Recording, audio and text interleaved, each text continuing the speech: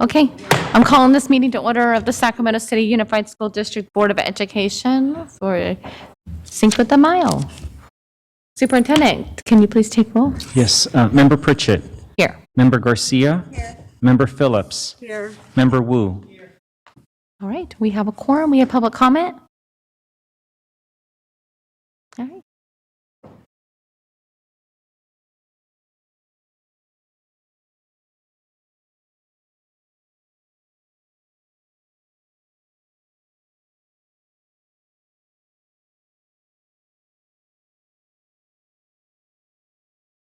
I'm here today to talk to you about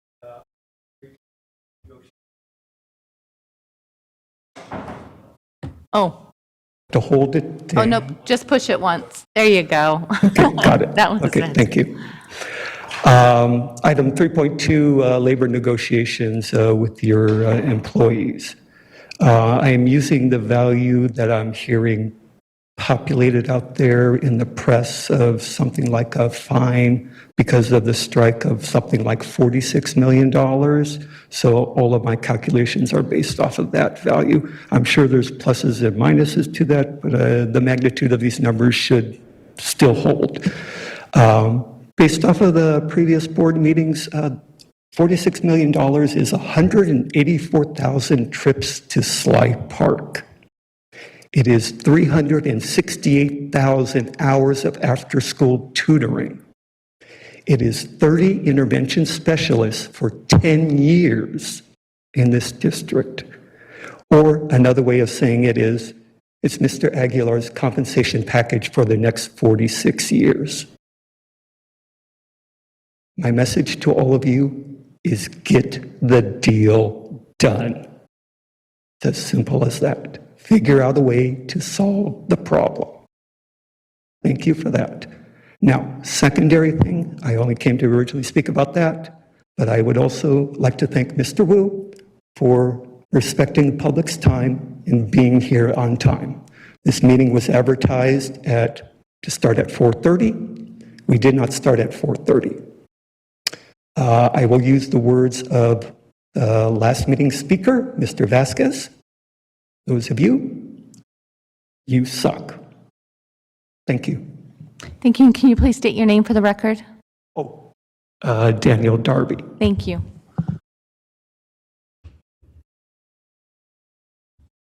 No other public comment? And we will move to closed.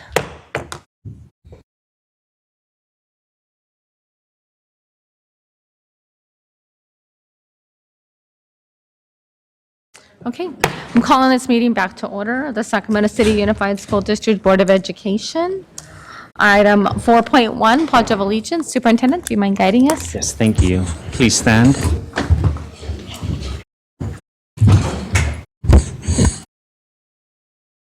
Ready? Salute. Pledge allegiance to the flag of the United States of America and to the republic for which it stands, one nation, under God, indivisible, with liberty and justice for all.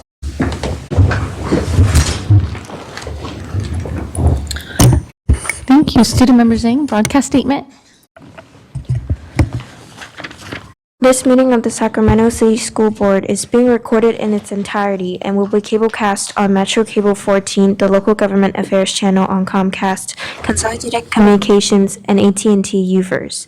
Today's meeting will air Sunday, May 8th at 9 a.m. and Monday, May 9th at noon. It is also webcast at metro14live.saccounty.net and can be viewed on Metro Cable 14's YouTube channel. We welcome members of the audience to address the board.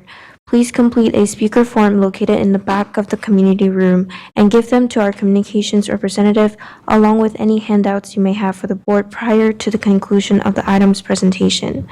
Please speak into the microphone when addressing the board and state your name for the record. Please limit comments during public comment to items that are not on the agenda. If you do comment on an item that is, we will ask that you please defer your comments until your item comes up.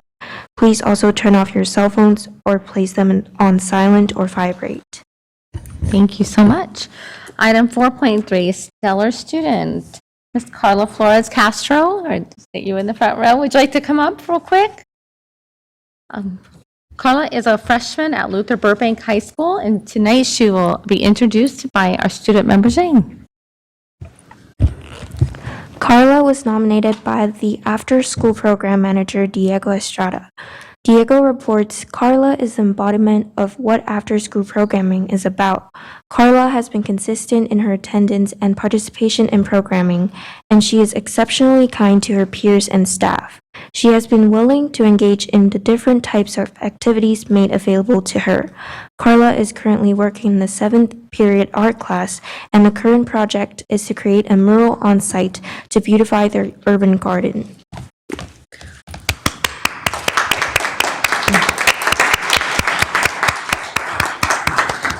Carla, would you like to say a few words?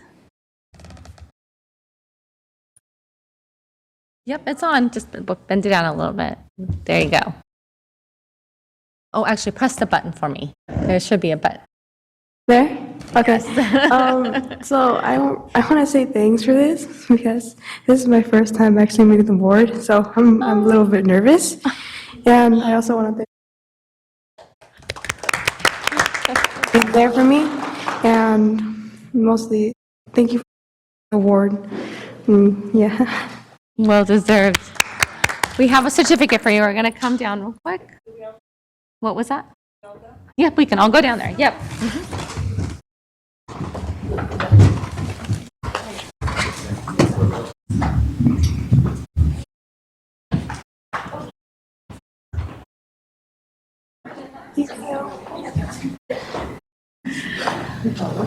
That's tough. Good job. Congratulations. Thank you.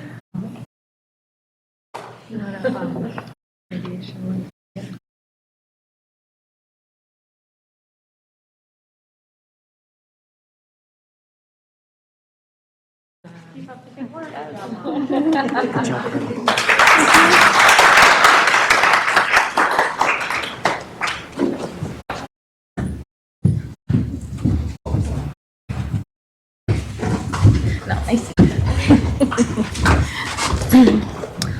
All right. Congratulations again, Carla. All right. Item 5.0, announcement of action taken in closed session. Good evening, President Pritchett. There are 4 announcements coming out of closed session this evening. The first, the board approved a settlement agreement related to special education services by a vote of 6-0 with member Rhodes absent. Second, by a vote of 6-0 with member Rhodes absent, the board took action to adopt the proposed decision of a hearing officer to dismiss a permanent classified campus monitor effective immediately. The last 2 announcements will come from the superintendent. Thank you, Ms. Collins. I'm very pleased this evening to announce that by a unanimous vote, 6-0 with board member Rhodes absent, the board approved the appointment of Mr. Eugene Staval as principal of Matsuyama Elementary School. Congratulations, Mr. Staval. Secondly, by unanimous vote of 6-0 with board member Rhodes absent, the board also approved the appointment of Ms. Joanna Evans as principal of John Still K-8 School. Congratulations, Ms. Evans. Thank you, Superintendent. Item 6.0, agenda adoption. Can I get a motion? Okay, I have a motion and a second. All in favor say aye. Aye. All right. Item 7.0, public comment.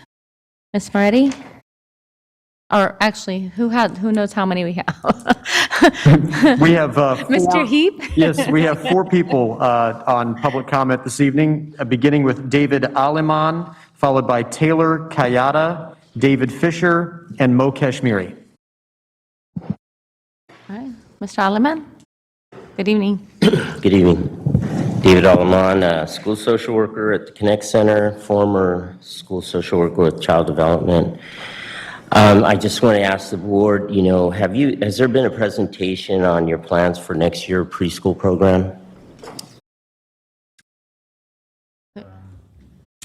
Board members, we have a presentation slated for May 19th, our second board meeting of the month, and we will be giving an update on our programming. Are you bringing in TK, more TK programs to the district? We'll have that information in our presentation on the 19th. Okay, yeah. Well, my concern is that if you are bringing in TK, how are you making room for them? We'll have that Can information. you have any comment on that? Okay. Well, I understand, and I talked to the LCAP, DLAC, and the African American Parallel Board this week, or actually last week, and I asked them, did they know anything about the cuts that happened in 2018 and 19? No clue. And I asked them if they knew of the cuts that are possibly coming this year. And especially the cuts that are coming out of it from the Head Start program, okay? So last week when I spoke, the child that got the awards, all their children, the family, they were Head Start families. This young lady, Head Start, and I wish we had time for her mom, Maria Castro, to get up, because she participated all the way up to a parent council member at the county level. You're replacing Head Start. Is the war on poverty over? Huh? It isn't, is it? And this district knows it.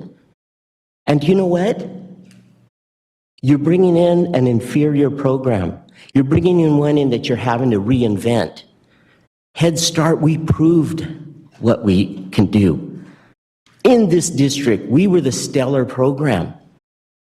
The year before those cuts came, where you cut half of the program, we had 1,200 slots for Head Start, and it was allowed to cut of 599 was the proposal. Thank goodness SETA only took 595. That's ridiculous. We target the most disadvantaged families in this district, and you're eliminating it. And that year, the year before, we were in a federal review, and I've been through 5 of them. And that year, at the closing of the review, one of the reviewers gave all these acclimates to the county, because they have to say county.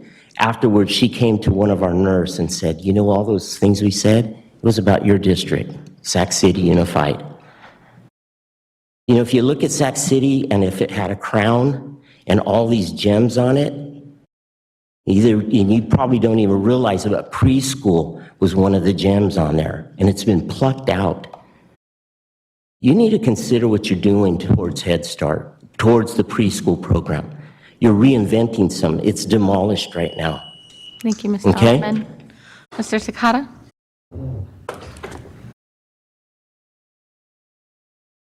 Kayada, sorry. I got your first name and your last name mixed up. I got you. So just my question tonight is about the instructional time recovery. As a parent and a parent who talks to other parents, we're kind of concerned about what's going on with this, and it seems like the news updates have stopped abruptly. So we'd really like to know, has there been progress? What's the plan going to be? What kind of instruction will there be if we end up having these extra days or these extra hours? I don't know if, when I talk to parents, there's a concern that, okay, I'm going to change my whole summer plans after finally coming out of a lot of COVID lockdown, and then we're going to be put into a class where we're just going to watch movies because the teachers don't have time to prepare. So really, we just want to know what's happening. Speaking to Dave Gordon's comments in our last meeting, we have declining enrollment in the district. We know this is happening. Demographics are one thing, but confusion and not knowing what's happening, this is another reason parents leave the district. So really, if we could get some updates, we'd appreciate it. Thank you. Thank you. Mr. Fisher?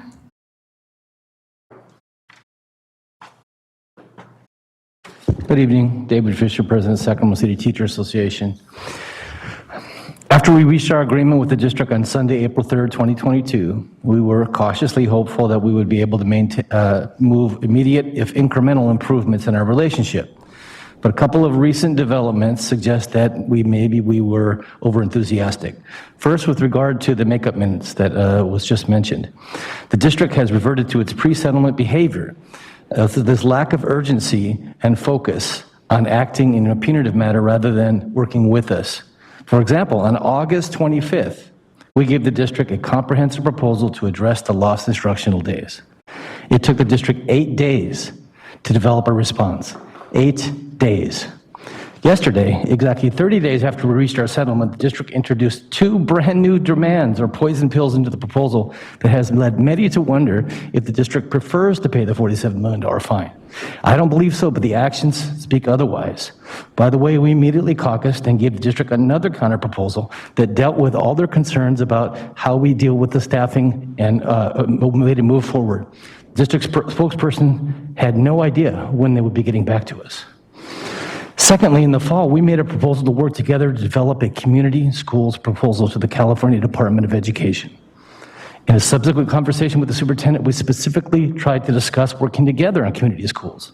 However, rather than respond, the district went on its own and with no input from us and who knows from who, to apply for a multi-million-dollar grant. The guidelines from the CDE specifically state that it strongly recommends district leaders work with their local unions and their stakeholders and educators. Sac City, under your leadership, has earned a reputation for top-down, non-inclusive, non-cooperative leadership. Several of you have stated you want things to be different, and yet we see the same behavior week after week.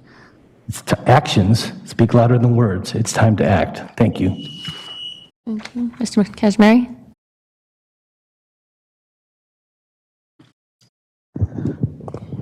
Hello, everybody. My name is Mo Kashmiri. I'm also a parent of a 5th grader at William Land Elementary School, and I'm also running for Sac County Board of Education. As we talked about last couple weeks ago when I came, I was urging you to work with us to try to figure out ways to bring in new revenue to this district. In terms of federally, we could be fighting to make sure special ed is fully funded. In terms of at the state level, we should be fighting together to make sure that the COVID funding is made long-term. And I also talked to you about Prop P, the Prop P lawsuit, which now says that we can raise revenues by 50% vote as long as we do it through a ballot measure. Unfortunately, I haven't heard back, and we're still asking for the same things. Number 2, I've asked that you focus more on collaboration instead of conflict, and we're hoping that you will work with the educators and the staff to work something out. It's just disappointing that we still haven't heard whether or not our kids are actually going to have an extended school year or not. It's unacceptable. And finally, I'm also urging you to, again, take action to protect our kids. We only have 8 years to avoid the worst effects of climate change. And I recently talked to a SMUD board rep who said that they had given the district some options around ways they could get some funding, but that the district never turned in any of the applications. So again, I'm urging us to make sure that we have a climate action plan that gets us to safe, healthy, and carbon-free schools by 2030. And we could be doing that through getting more money, putting more solar panels on, getting more electric buses, which there's currently grants out from the state to do that. But I feel like we don't have a plan to get there. And if we don't have a plan, then our plan is to fail. So again, I'm asking this board to step up and do the right thing, as always, and I'm hopeful that you will do so. Thank you. Bye. Mr. Kashmiri, I kept your water bottle in your mouth. Thank you. It's safe. I kept it for you since the last meeting. I didn't want to forget to give it to you. Thank you so much. All right. Any additional public comment? We do have one more. Terrence Gladney. Mr. Gladney? Good evening. Good evening. Sorry, I missed the public comment on the Stellar student. I did want to acknowledge the Stellar student, Carla. I had the opportunity just sort of by happenstance. I was browsing Facebook, and Burbank was advertising that they were providing plant starters for community gardens and school gardens. I believe Board Member Rhodes and former Board Member Mai Vang had purchased some to distribute, which made that possible. And I was kind of upset because I wasn't in town when they did an initial sale, which was a fundraiser for the program. But by visiting the school site and going to pick up these starters for our John Cabrillo garden, I was able to meet Mr. McPherson, take a tour of the facility, and I really felt robbed of the privilege of knowing that such a beautiful thing exists in our district before then. You know, we talk about uplifting programs, and the narrative that exists for school sites such as Luther Burbank hasn't always been the best, to put it nicely. But we put other programs and school sites on pedestals. because of the zip codes that they exist in or the populations that they serve. We uplift them. And it is unacceptable not to have the program that exists at Burbank, which is a CTE program, a career pathway program, which aligns directly with providing different outcomes for the students that represent the predominant amount of underserved, underprivileged students in our district, uplifted. I feel that I know this district. I've been probably to at least 75% of the school sites that exist, whether closed or open. And if I didn't know, then I'm thinking how many other people do not know. I know when I brought it up in our LCAP meeting, no one knew that it existed. And I feel like that's a travesty, and it's really not honoring students that we're saying are stellar. It's not giving them the spotlight that they deserve for the work that they do. Just through taking a flat of plant starters to another school campus, we've instantly provided connections for those students that are elementary students to know that there are great things that exist in our district. So if that's what we're focused on, we all need to do a better job of spreading the word and uplifting these great programs. So I salute Mr. McPherson, Board Member Rhodes, and students like Carla that are doing the great work that just gets overlooked. Thank you. Thank you.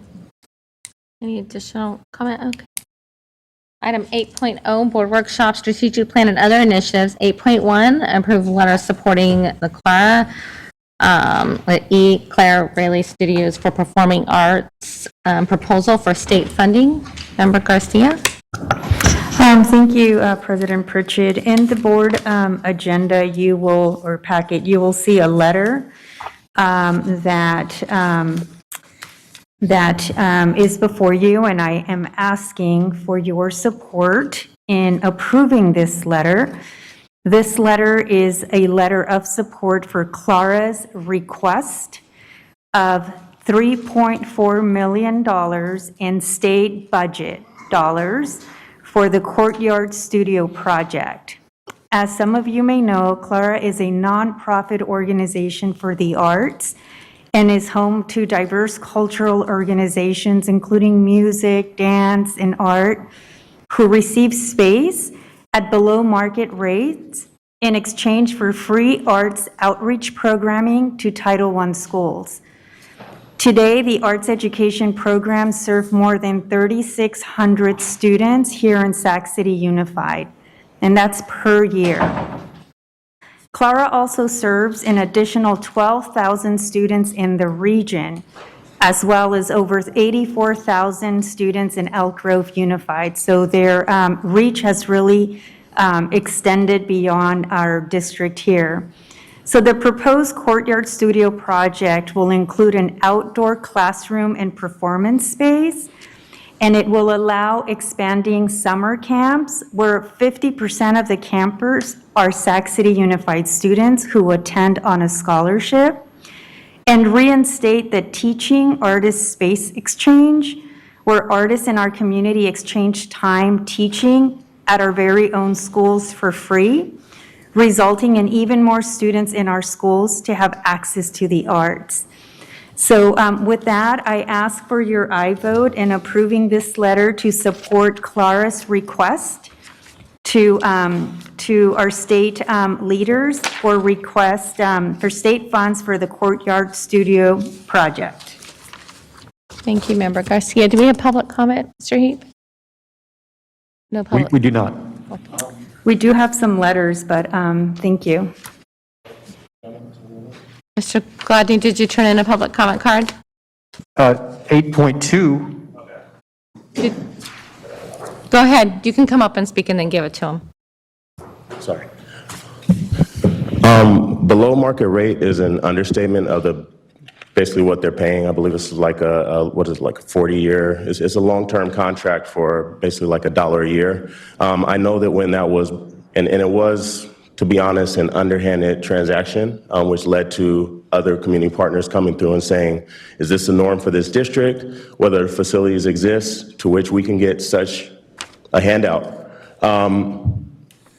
3,600 students in our district represent such a small fraction. 100 students on scholarship of 3,600 does not represent the proportionality of underserved students in our district. Where's the analysis? And it's not necessarily to deal with this, but the greater problem as a whole of us handing over taxpayer-funded facilities to organizations that say they're going to support our children. 100 students is not proportionate to the number of underserved students. We heard at the last meeting it was 70%, right? We like to uplift that number. Doesn't take a math major. I'm not going to take my time to do the math. What is the return of investment? What is the current market rate at which they're receiving a discount? I see far more students being served outside of our district boundaries than in our district. What is our priority? I thought it was the 70% students. I would like to, in addition to this, request that we bring forth a resolution that requires that there is a proportional amount of investment in our kids within these boundaries. We have enough subsidization of students that come from outside of Sac City to receive benefits. And we have enough people in this district that aren't served. Scholars, babies, young people, future leaders, like Board Member Zhang. Our dollars, whether real dollars or virtual dollars in this case, speak to our priorities. So what I see on this paper is that we're allowing an organization that prioritizes non-Sac City students to get fat off of our backs. And if that's what you guys stand for, then keep up the great work. Board comment, Member Morosky. Thank you, Member Garcia, for bringing this forward. I had the opportunity to visit and see the vision, and I think it's an excellent time in the state budget to invest in some one-time projects that will serve our community for many years to come. So happy to support. Thank you. Thank you. Are there any additional board? All right. Yeah. Oh, I hit the wrong button. Yes. Okay, Member Phillips. Sorry. Do we have any idea where this construction is going to take place? I hear the courtyard, but It's on site, on site where? the Fremont Building. It's Clara. It's right on like 24th and N in Midtown. So they're requesting for state dollars, not district dollars. If they get the funding, then I don't know when the project will be slated to be under construction. Okay. Maybe, and I'm just thinking maybe this says something for me, that being from Oak Park, there's a lot of nonprofits and things that come in and they want to assist, but they don't. So, we have millions of them, it seems like, in our area. And I understand that this is something that might be beneficial to our students. But again, every time I hear Mr. Gladney talk and he mentions percentages, it worries me that there will be no trickle down. I mean, a lot of things that if we're going to be part of an area that's going to, I guess, offer services to our students and our students can't get there, what are we really doing? So Fremont Center is something that's new to me. So I guess I'm going to have to go find the Fremont building today and see how far it is away from, certain areas. But They're currently serving our students in our schools, many in your area. So they are, they do have artist residents who go to schools. They also host, especially during the pandemic, online educational programs. They do have summer camps again. They will subsidize field trips so that our students can partake in theater with the outdoor space. But again, these are state dollars that they are requesting, and they're just simply asking for our support in their request.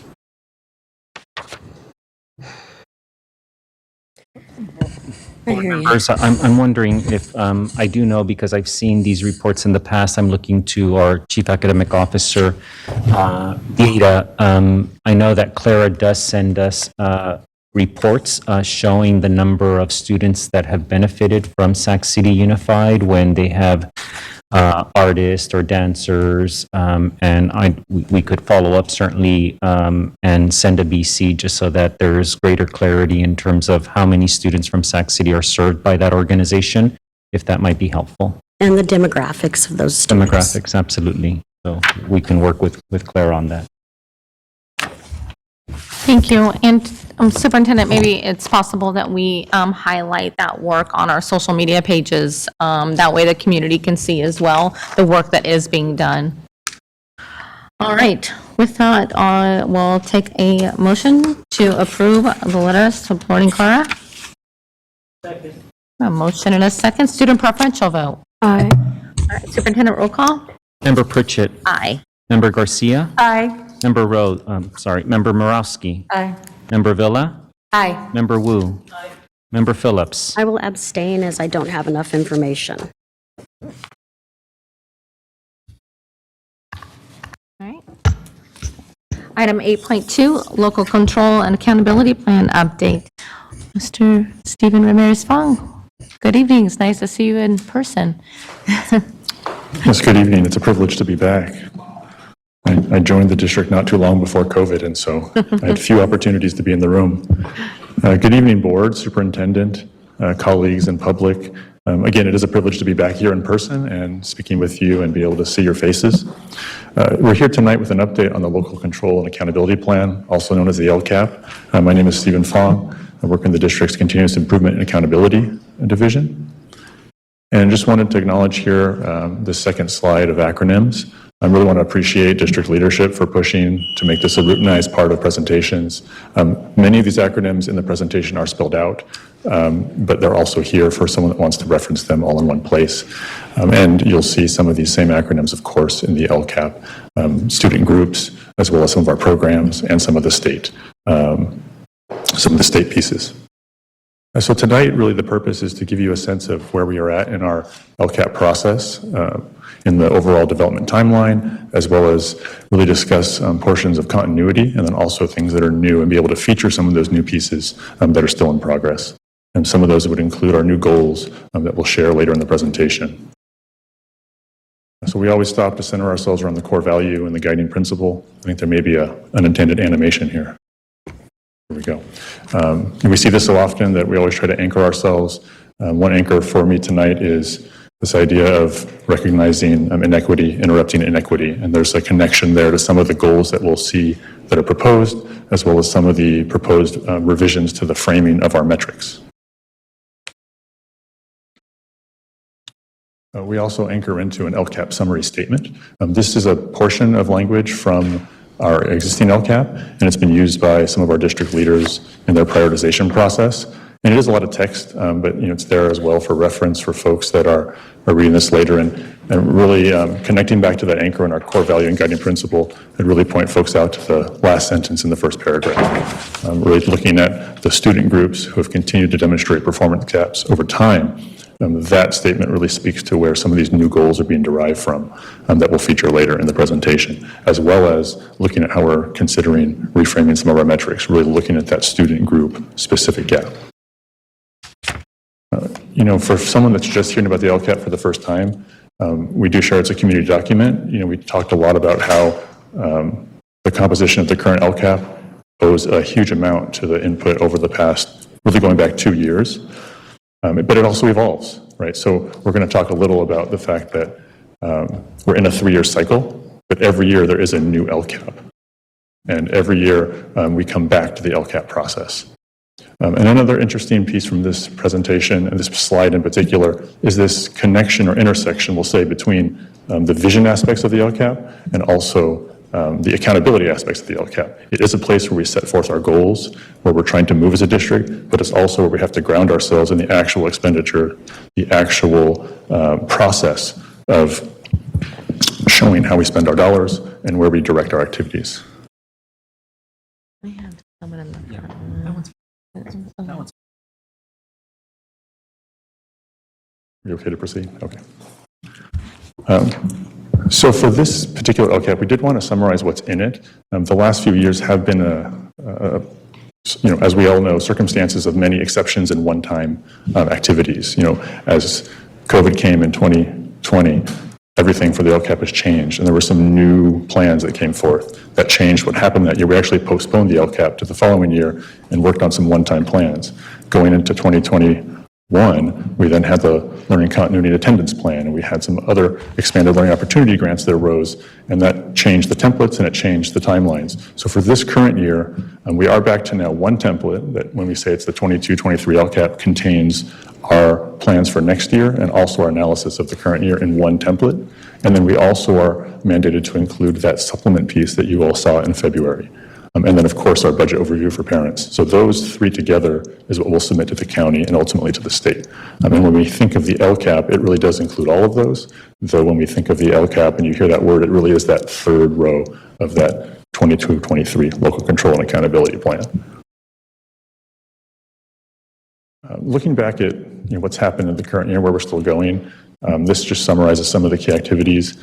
And what we would just point out is that it's been a year where I think that, again, a silver lining from everything that's happened has been the fluidity between the years, if you will. So coming from last year's LCAP, it built right into the ESSER 3 expenditure plan. So if you look at the ESSER 3 plan, a lot of those actions align to our current LCAP. And now we're coming full circle back to a new LCAP within the same 3-year cycle, and we're building from some of those as well. So we'll talk a little about aligning the ESSER and the LCAP and having them reflect the actions together. And so, we find ourselves, even though we had all those postponements and those fits and starts and one-time requirements, it really has kind of broken down the barrier between that academic cycle, because we've come right from one year into another in midstream and in various processes, whether it was last summer, or 2 summers ago, the Learning Continuity and Attendance Plan, and then this recent summer, the ESSER 3 expenditure plan. There really hasn't been a time off where we're not doing some form of planning. And while that is taxing on the system, it has also been a benefit in terms of really, again, establishing fluidity and continuity across the years. And that's one thing that we'd hope to take into the future, whether or not there's a new plan this summer, to hit the ground running and just keep going right through the summer. And as soon as we have the opportunity to take that breath, hit the ground running, and not necessarily have that delay in the fall where we wait. I'd also just point out that really have a great appreciation for our staff and colleagues across the system, because if you look at this chart, and I was reflecting earlier that each of these circles has come with a huge event in our world or our local context, whether it was Delta, then it was Omicron, and then we've had our recent time away from schools. And so it really has been this kind of series of challenges, and the fact that we're still here talking about improvement in planning is, I think, speaks to resilience itself. And that's not to say where anything's perfect, but I was appreciating that moment. We continue to engage. That has been something that has been challenged by the circumstances, but I would want to point out that that fluidity has been helpful in terms of continuing to be able to build iteratively off the processes and continuing to really try to align those efforts. A note on continuity. We came from a former LCAP before the current one, which had the 4 goals, and we talked a lot last year around were we going to move from those, and this is our current LCAP structure with 8 goals. And so a first key takeaway here is that we do expect to have largely continuity of those 8 goals with the addition of some new goals. So we're not looking for those new goals to in some way restructure the entire LCAP at this point. And it is important to say that we are always writing a new LCAP every year, but we're also within a 3-year time frame. So it's both things are true at the same time. The goal is that you have a 3-year time frame where you're setting desired outcomes and you're pushing towards those, but each year we have the opportunity to add goals, to modify our outcomes, to modify our actions, to reflect what is the most current context. So what we want to just highlight that's new for you particularly to look at tonight are the 3 new goals that are in progress. Also some alignment of the ESSER 3 plan to the LCAP, some proposed reframing of some of our desired outcomes that is in progress, so you'll get to see some of it, and those are still conversations we're having with staff. And then also, where appropriate, we're working with staff to identify new actions or modify the actions that were in existence. And I did want to note we're still maintaining that notation that you all suggested last year, where next to each action, we're still putting continuing or modified or new, so there can be some tracking from the public of where those stand. So for new LCAP goals, and this kind of goes back to where we were anchoring on our statements, we do have student groups, and we know that these are certainly not the only student groups that show performance gaps, so I did want to note that. But in terms of what has come from the state, several years ago, or a few years ago, some legislation came forward which established the requirement that if the district is identified for differentiated assistance, and that's one of those acronyms, those words, but student groups who have showed gaps on the dashboard, the California School Dashboard over time, if it's the same groups recurring over multiple years, we have to add an LCAP goal for those groups. Now for us in Sac City, we have 3 groups: students with disabilities, homeless youth, foster youth, who have had that recurring performance gap. And so for these groups, we now have to add an LCAP goal. We do have the flexibility to add multiple goals or a single goal. In the case of working with staff and understanding where they saw this going, it really became clear early on that to add one goal and to try to bring all of those groups, and we would lose the specificity on what each of them were focusing on. I think you'll see, when you see the 3 goals in the coming slides, that it really would have been lost. It would be hard. It would have generalized those intents to the point where we wouldn't have lost it. And so we are trading off length of the document for the ability of those goals to be more specific to the student group. So I just want to acknowledge that. The document is going to get longer. We do have to add the goals, but we're, again, choosing to add a goal for each of the groups rather than force it all into one. And I did want to note, there was just an announcement from the California Department of Ed recently. The coming dashboard is not going to have the performance colors because of, again, COVID interruptions. They will be reporting status. So we'll have more information on the coming dashboard. We still won't have quite that cadence of those performance colors until the following year. So goal 9 is the goal that we're proposing to add specific to students with disabilities. Really want to thank staff from special education for helping to craft this. And it's really focusing on students having standards-aligned instruction that's enabling them to meet or exceed their state standards within the least restrictive environment, and really focusing on what does that look like for the system to do that, and there's a lot involved in that. You can see here some of the actions that they're looking at, as well as digging down into some of those measurable outcomes. And again, these are in-progress goals, so they're continuing to refine these. Looking at how many of our students with disabilities are participating in separate schools, what's the percentage of time they're spending in regular class, in terms of how many students are at the over 80% and how many students are under 40%, and really trying to drive towards state targets. Goal number 10 is where we're focusing on our homeless youth. And I should say, a running theme that I'd like folks to focus on from these 3 goals is that each group that we're trying to address, the folks that are building these goals are looking at what is the foundational piece, right? And so having students spend more time in their LRE or their least restrictive environment is foundational to a lot of other pieces that we'd want to address. And so it's not to say that's the only thing that we want to talk about. It's not to say that it is the thing that's right in front of folks sometimes, but they're really trying to attack a foundational piece of the system. And similarly here, the idea that right now we have what is what we would believe to be a chronic underidentification of our homeless youth. In Sac City, we're currently at a rate of somewhere around 1%. And really, if you read state national reports, I think the board's even discussed this, that we'd expect 5 to 10% of our low-income youth. So we know that all things that are, if all things are equal, we would expect many more students in the system that need to be identified. And identifying a student or a family allows then our homeless youth services to connect them to all the appropriate supports, to give them the full range of services that we know they benefit from. And so our team is looking at what is the type of professional development that can occur, what kind of referral processes are we using, and starting to track how many students can we actually identify from that population that we do assume is unidentified. And again, it's not to say that's the only thing that we can be looking at for homeless youth, but it's a foundational piece that if we don't identify and don't identify appropriately and accurately, we can't access the services.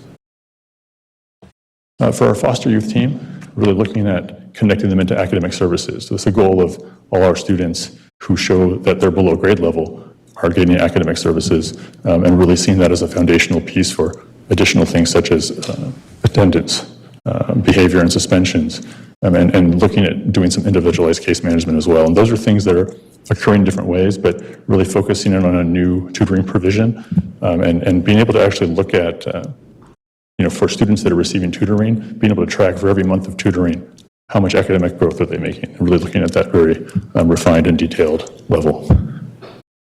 So those, again, are the 3 proposed goals that we built in response to what the state requirement, but oftentimes requirements are pushing you to do good things, and they're examples of really focused goals for those groups.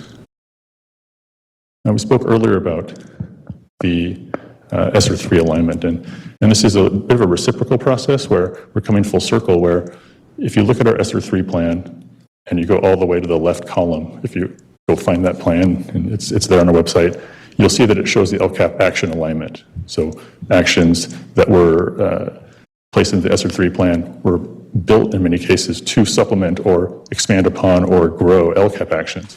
And now that we have this new LCAP coming online, we're trying to reflect very clearly where that's the case. So you can see these are just 2 examples. But because the timeline is actually the same too, right? This LCAP cycle goes through 23-24. The ESSER 3 cycle goes through 23-24. So it's a very nice opportunity to sequence up and show where they're aligned. And so in the case of our college and career readiness labs, that's something that didn't exist in the LCAP, but it is in the ESSER 3 plan. And so now we're bringing it over to the LCAP to show the alignment within our goal 1, which is college and career readiness.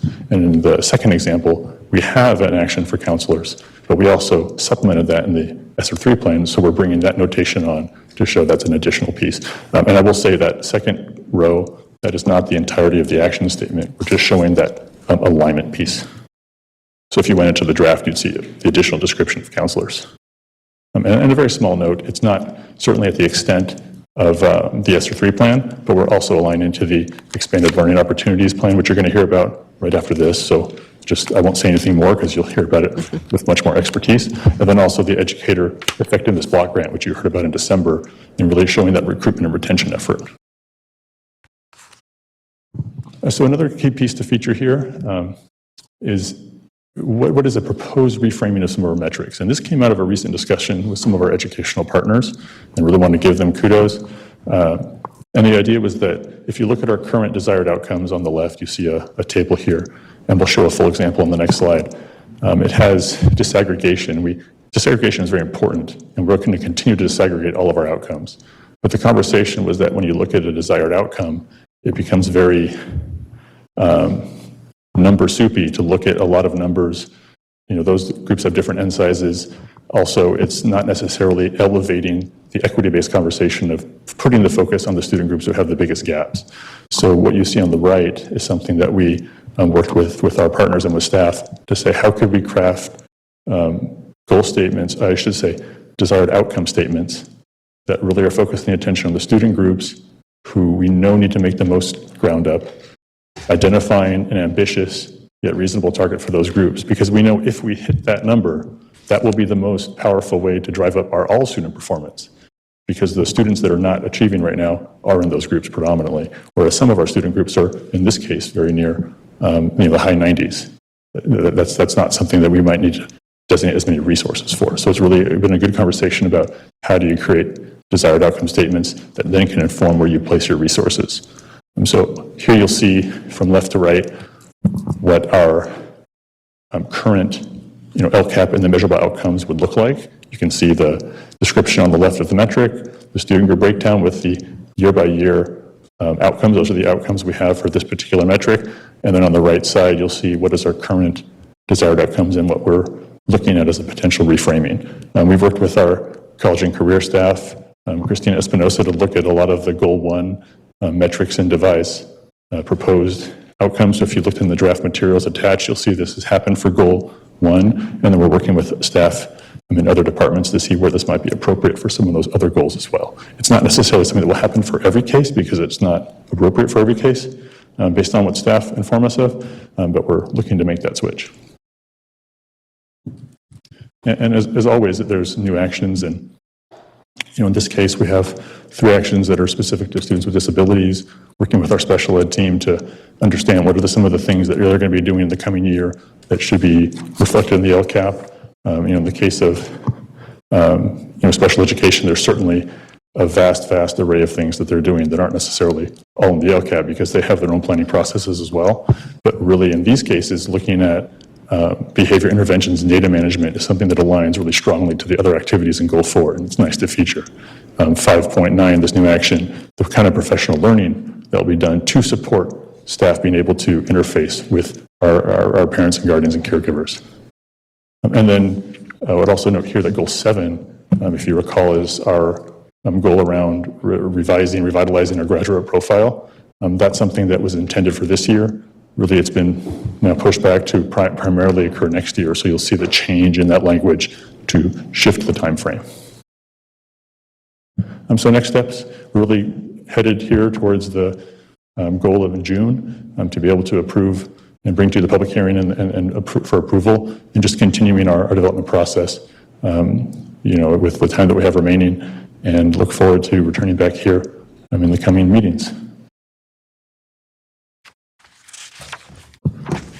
Great. Thank you so much. Do we have public comment, Mr. Heap? We do have one comment, Mo Kashmiri. Didn't Mr. Gladney also have a no? Oh, okay.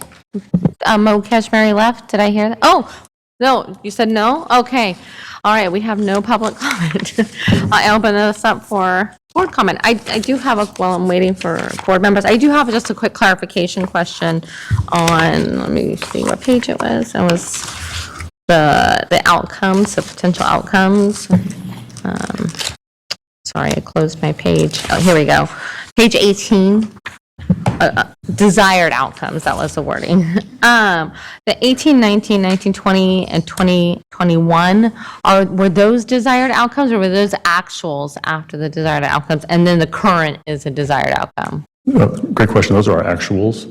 For the new template, which is the current template that they created for last year, they had us set desired outcomes for 23-24. It was essentially a 3-year out target, and we're working our way to then report annually how we're progressing towards those. I guess we'll now say older LCAP that goes back to the 2019-20 and previous era, they would have us set targets for every one of those years, and districts were constantly recalibrating because you'd get out somewhere and then you might downshift, and this way they really refocus to say, what's a 3-year horizon, where do you want to be, and let's work our way towards that. And then as the cycle rolls, if the same template holds, and that is a question, it's always a question, and then we then set another target 3 years out. That's great. It's nice to see those numbers go slowly rising as well as you look through that. That's why I asked the question if they were actuals or Absolutely. desired. I appreciate that. I just also want to just say, thank you to you and your hard work, and our parents, our LCAP committee members who put in a lot of hours and a lot of hard work for our students. So thank you. It is a true privilege to work with that group. Yeah, thank you. Thank you. Member Morosky. Oh, thank you. I'll be very quick. Thanks again, Mr. Ramirez-Bong. I'm really pleased that we set up this process to have regular updates. And I just wanted to say I'm very, very supportive of the new goals being added.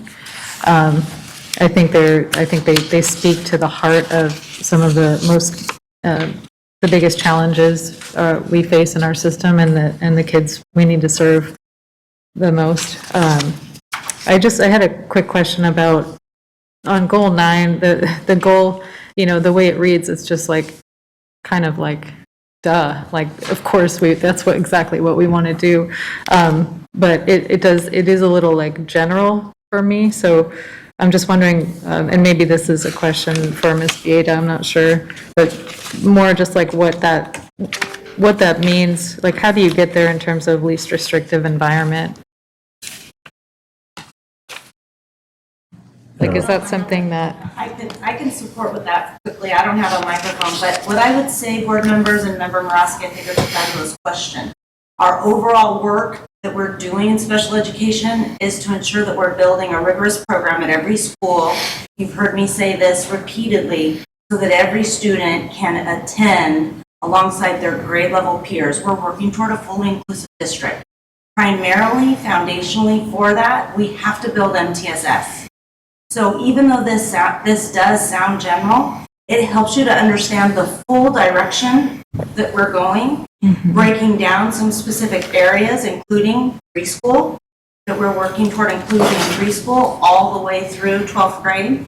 And foundational to that work, you'll see that it's MTSS. We have to build that at all of our school sites so that we can better support students in every single classroom. So I completely see what you're saying, and it does seem like, well, of course we're doing that. But in Sac City currently, we're not. Yeah, yeah. Really. No, I think it's really excellent and thank you for that response. I really think it's excellent that we have it stated in black and white, because I think that's where the board has been. And we have some resources to invest, and we're doing MTSS. I think it's great. So all of those little one-on-one individualized student supports add up to the metrics that we want to see. So really appreciate the presentation. Thank you. Thank you. Thank you. Are there any other board comment? Member Wu?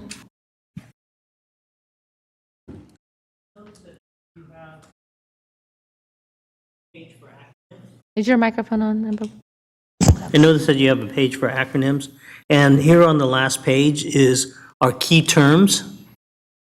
If you could add that to the acronyms with the explanation that you have provided, local control accountability plan is a 3-year plan that describes goals, actions, services, things like that. That'll make the list of acronyms much more complete. And I'm collecting these because CSBA doesn't have it, and the state of California Department of Education has one, but it doesn't have these terms. They're more like MOUs, Memorandum of Understanding, things like that. So, like I said, please.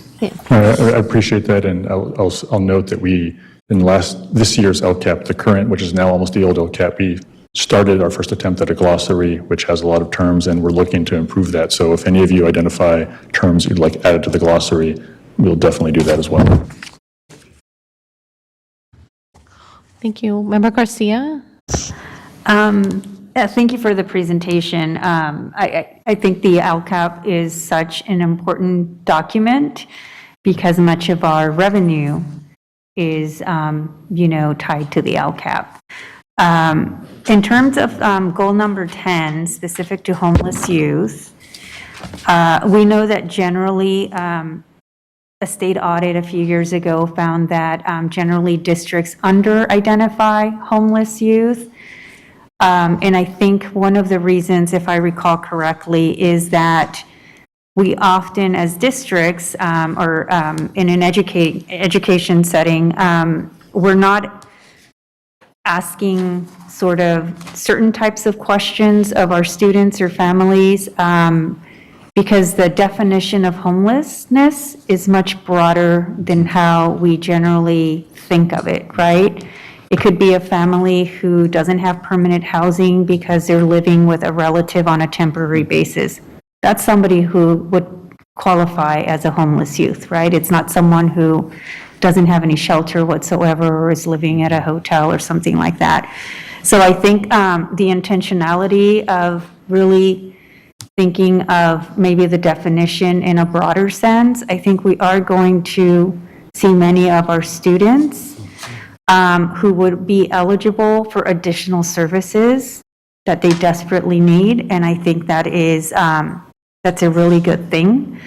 It will also allow the district to receive additional funds to strengthen the services and programs that we have so that we can better support the students. So I just wanted to lift that up because I think that after the pandemic, we have seen a lot of families having more housing destabilization. So I think we'll see many more. And then in relation to foster youth, this tutoring services, one of the things that I'm trying to gauge is because we know that our students already had needs before the pandemic and they're only greater and deeper and more. I'm just trying to, like, in my head, understand, okay, we need to hire more people, right? We're going to strengthen our programs. We need more people. And in terms of the tutoring services, I know there is, I also know that the workforce is limited, not only for Sac City Unified, but just in general across the nation. So how are we going to partner with some of our local community groups? Maybe this is the next presentation. For example, for tutoring services, so that they can provide the one-on-one if it needs to be done after school or some other times. So have you thought through what that looks like? I'm just trying to get a visual in terms of the additional services available.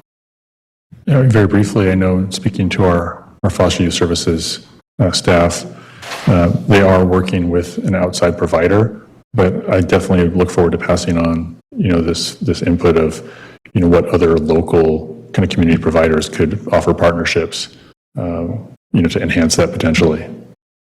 Right, I know that some partner with, like college students. It's a win-win. They get, they could potentially get paid credits or whatever it is, and then our students benefit as well. So, but I just wanted to just thank you for the cross-references too in slide 16 in terms of what's in the LCAP and then how it aligns to the ESSER and the timeline. I feel like it's very streamlined. And yes, last year was a year of planning, this year too.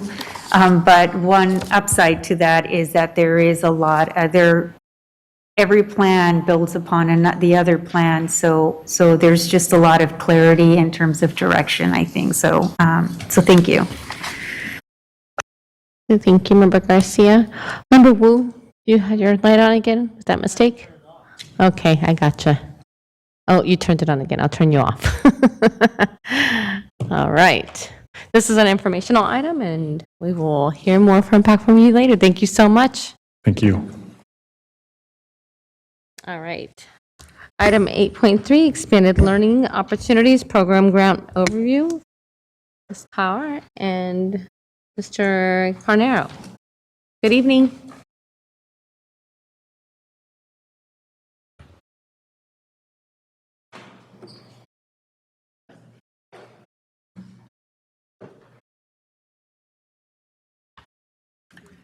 Good evening, Board President Pritchett, respected board members, and dear Superintendent. I am Manpreet Kaur, Director Youth Development. I would also like to introduce my colleague, Dr. Mark Carnero, and both of us will be co-presenting the information on Expanded Learning Opportunities Program. Next slide.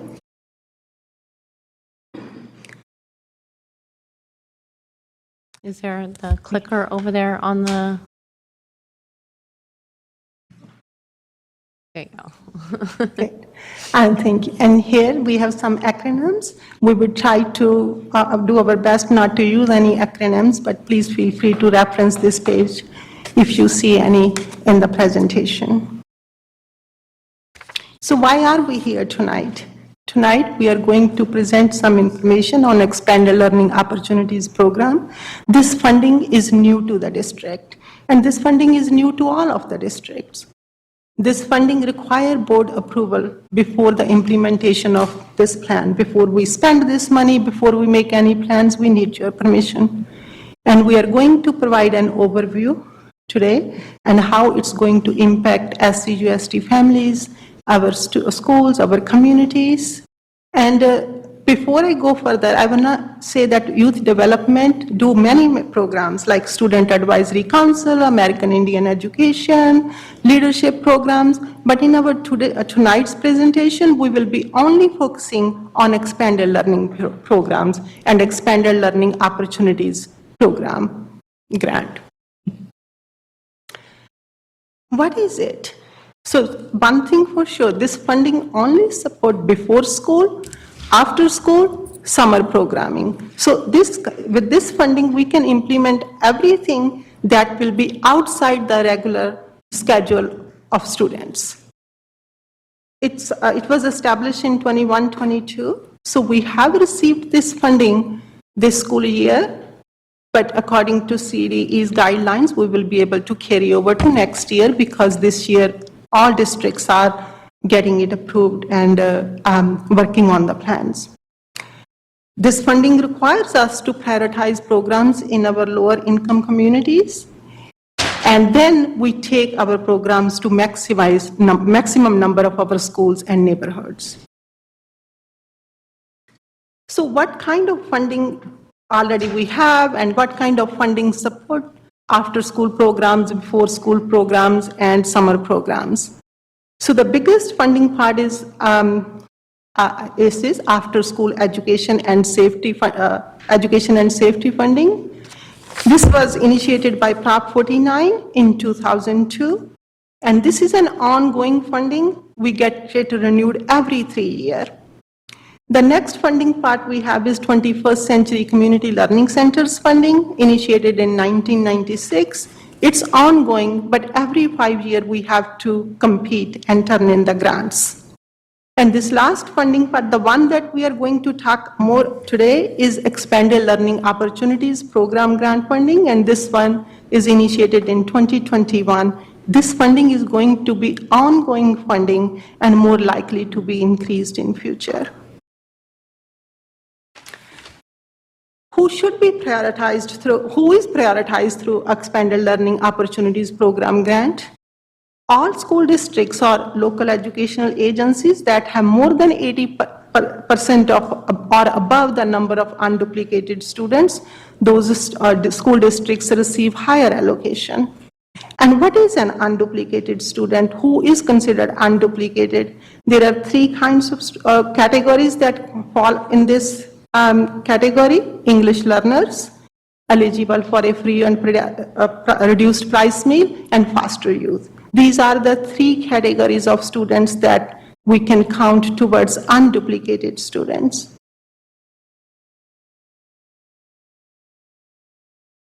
What is required through Expanded Learning Opportunities Program Grant? We must provide 9 hours of programming when combined with in-person instructional time, including 9 hours during intersession. So what it means, if regular day schedule is 6 hours, then we have to provide 3 more hours of expanded learning. It can be before school, it can be after school. So during summertime, we also have to do 30 days of intersession days, but each day we need to give an option to parents of 9 hours of programming.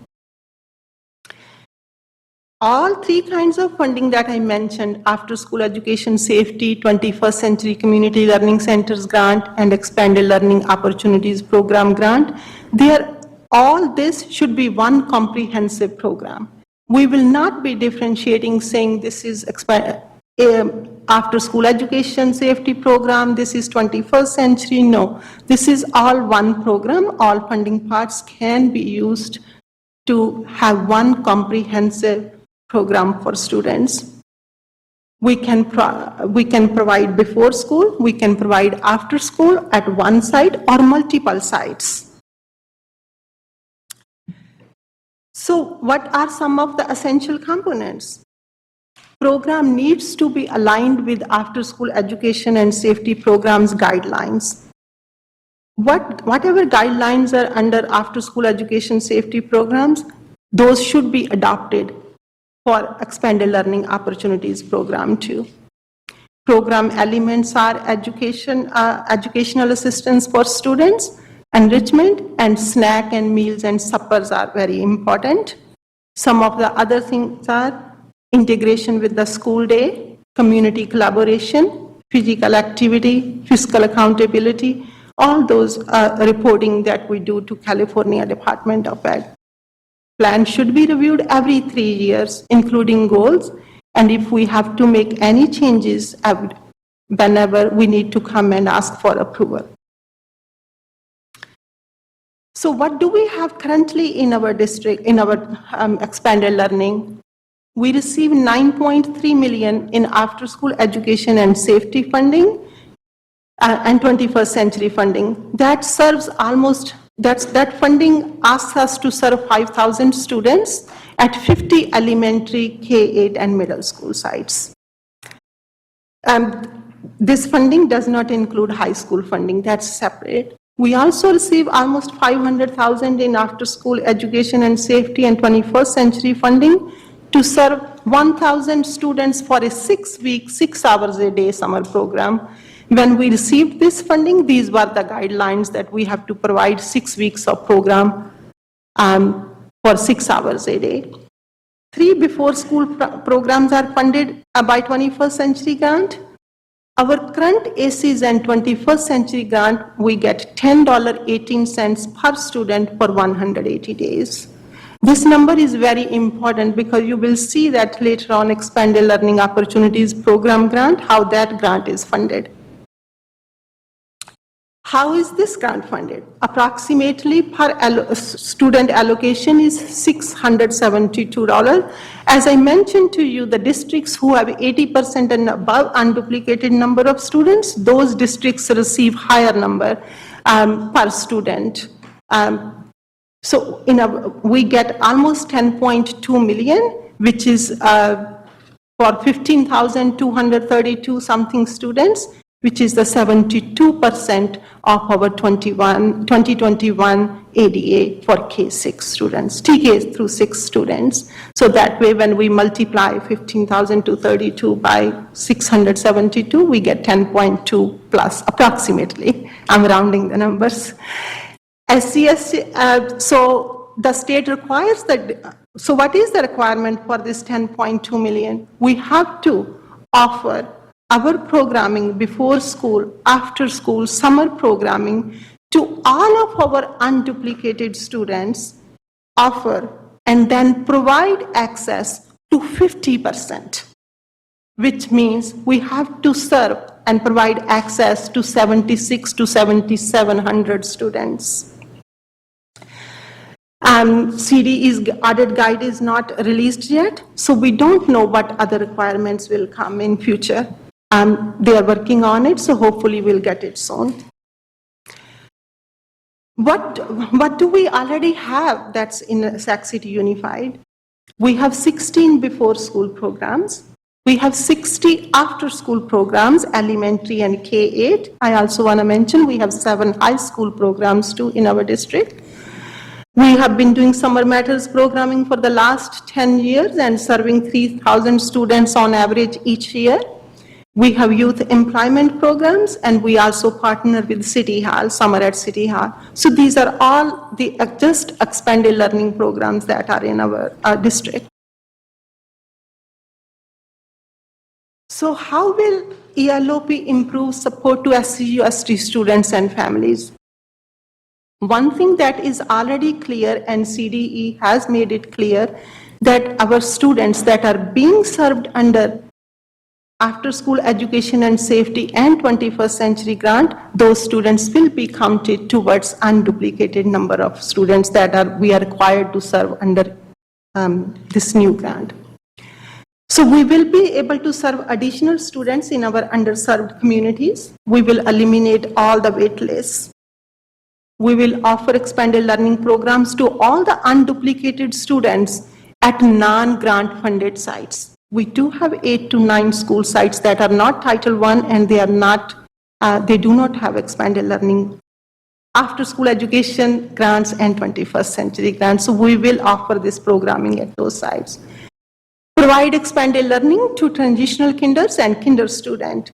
Under our current funding, we do not provide services to transitional kinders. We do not provide services to kinders because our funds were limited. So now we will expand to both of these 2 groups.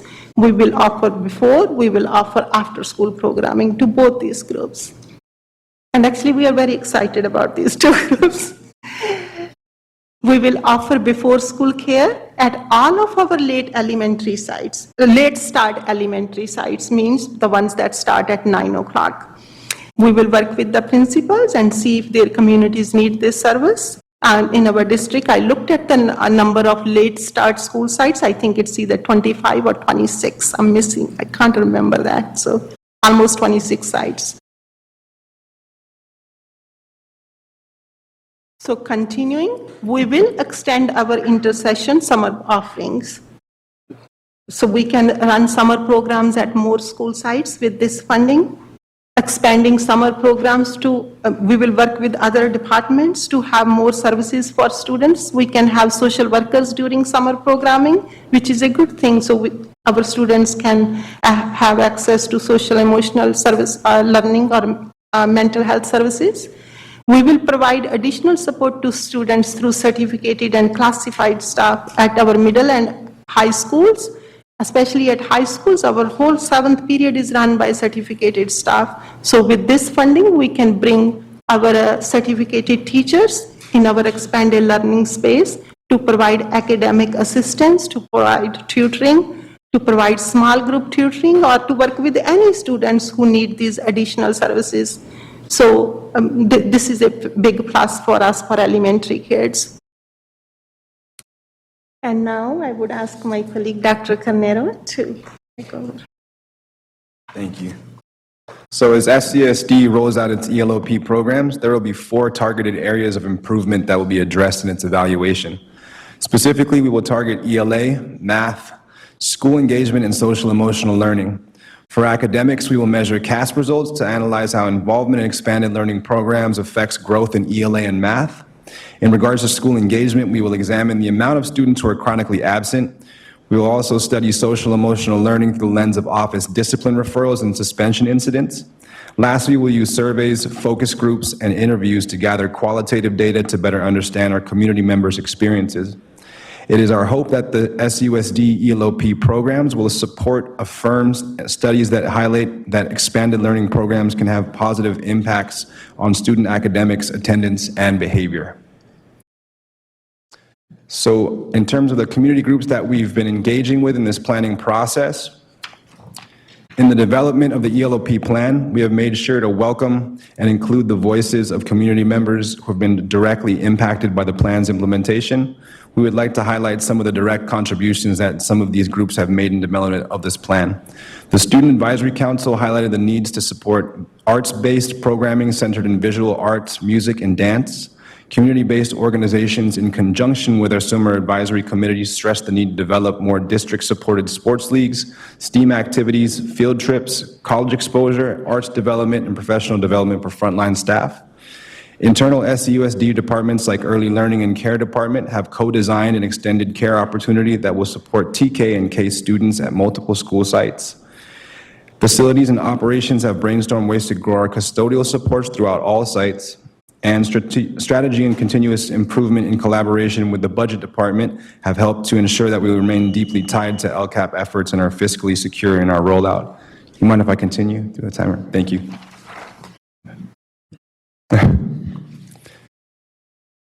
So what partnerships are necessary to successfully implement ELOP? In order to sustain ELOP efforts, we will need to continue our inter-district collaboration and connection to the broader community. The reciprocal nature of the collaboration has always been integral to the success of expanded learning programs in SUSD. As we continue to roll out our ELOP programs, we will continue to call upon the expertise of our community members, families, administrative teams, certificated and classified staff members.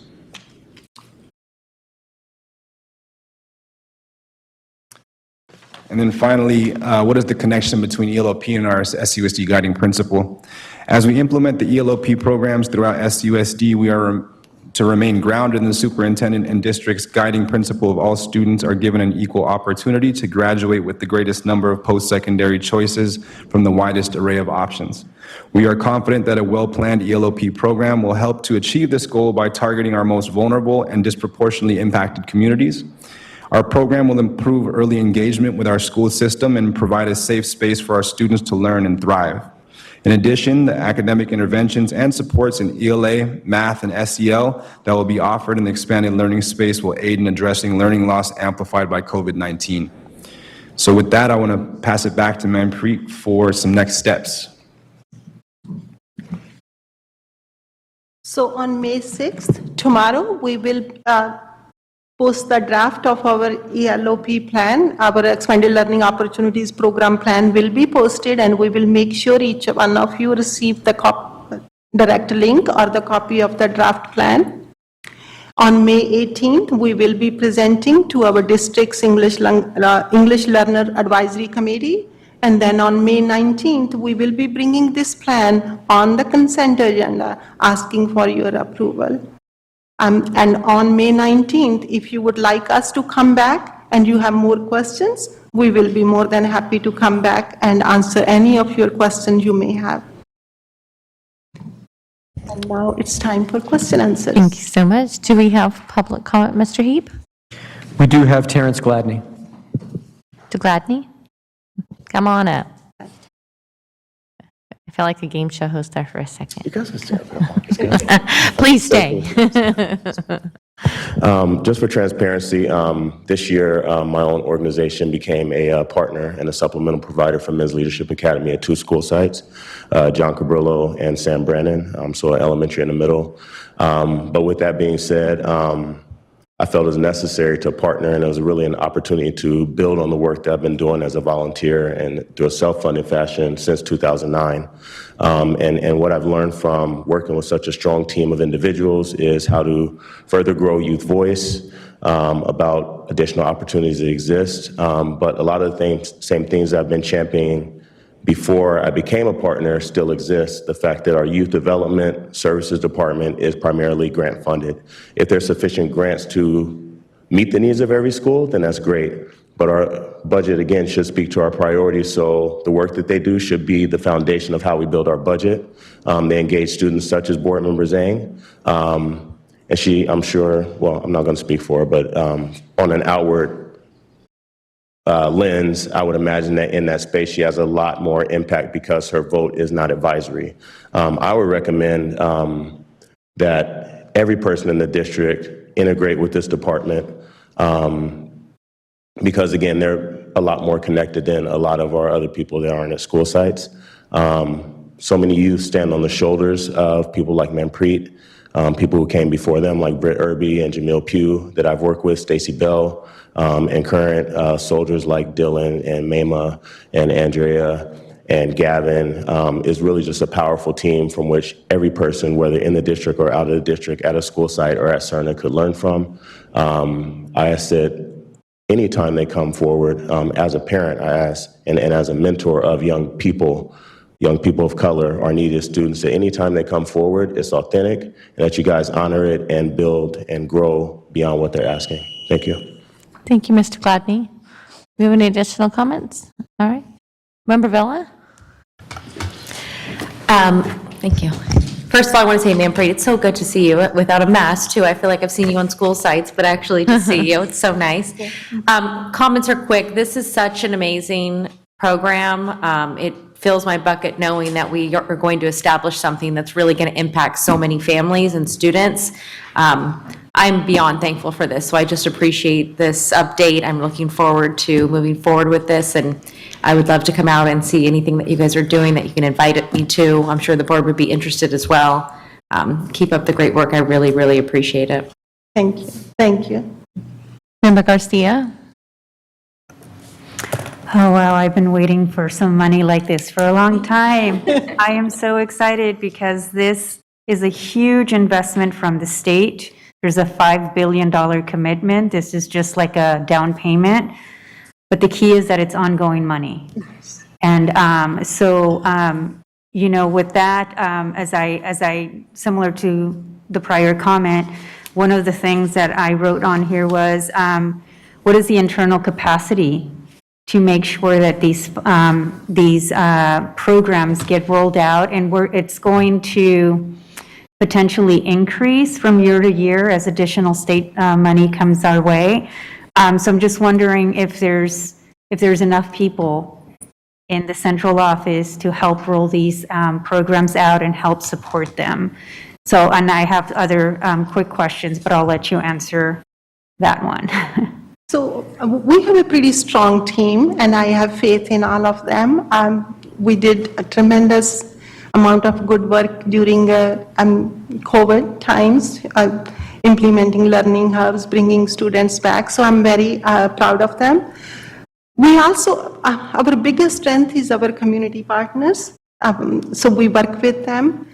We did a request for qualifications application again this year. We recruited 2 or 3 more community organizations who are doing this kind of work. YMCA is in one of them. So we are bringing on board more community organizations who will be able to help and grow our programming.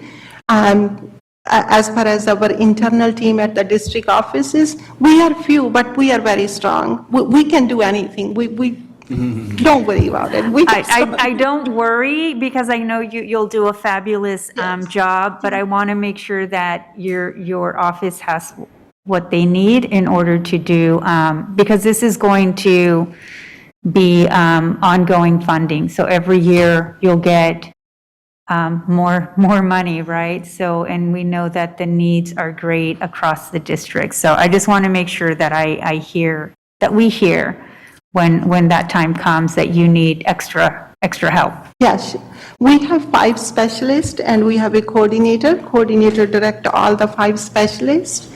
All those 5 specialists have almost 15 school sites because currently we are running 68 programs at 68 school sites. So each one of them have 10 to 15 school sites that they oversee. But thank you. We will definitely keep that in mind. If funding keep on growing, of course, we will need more people to manage that funding. Excellent.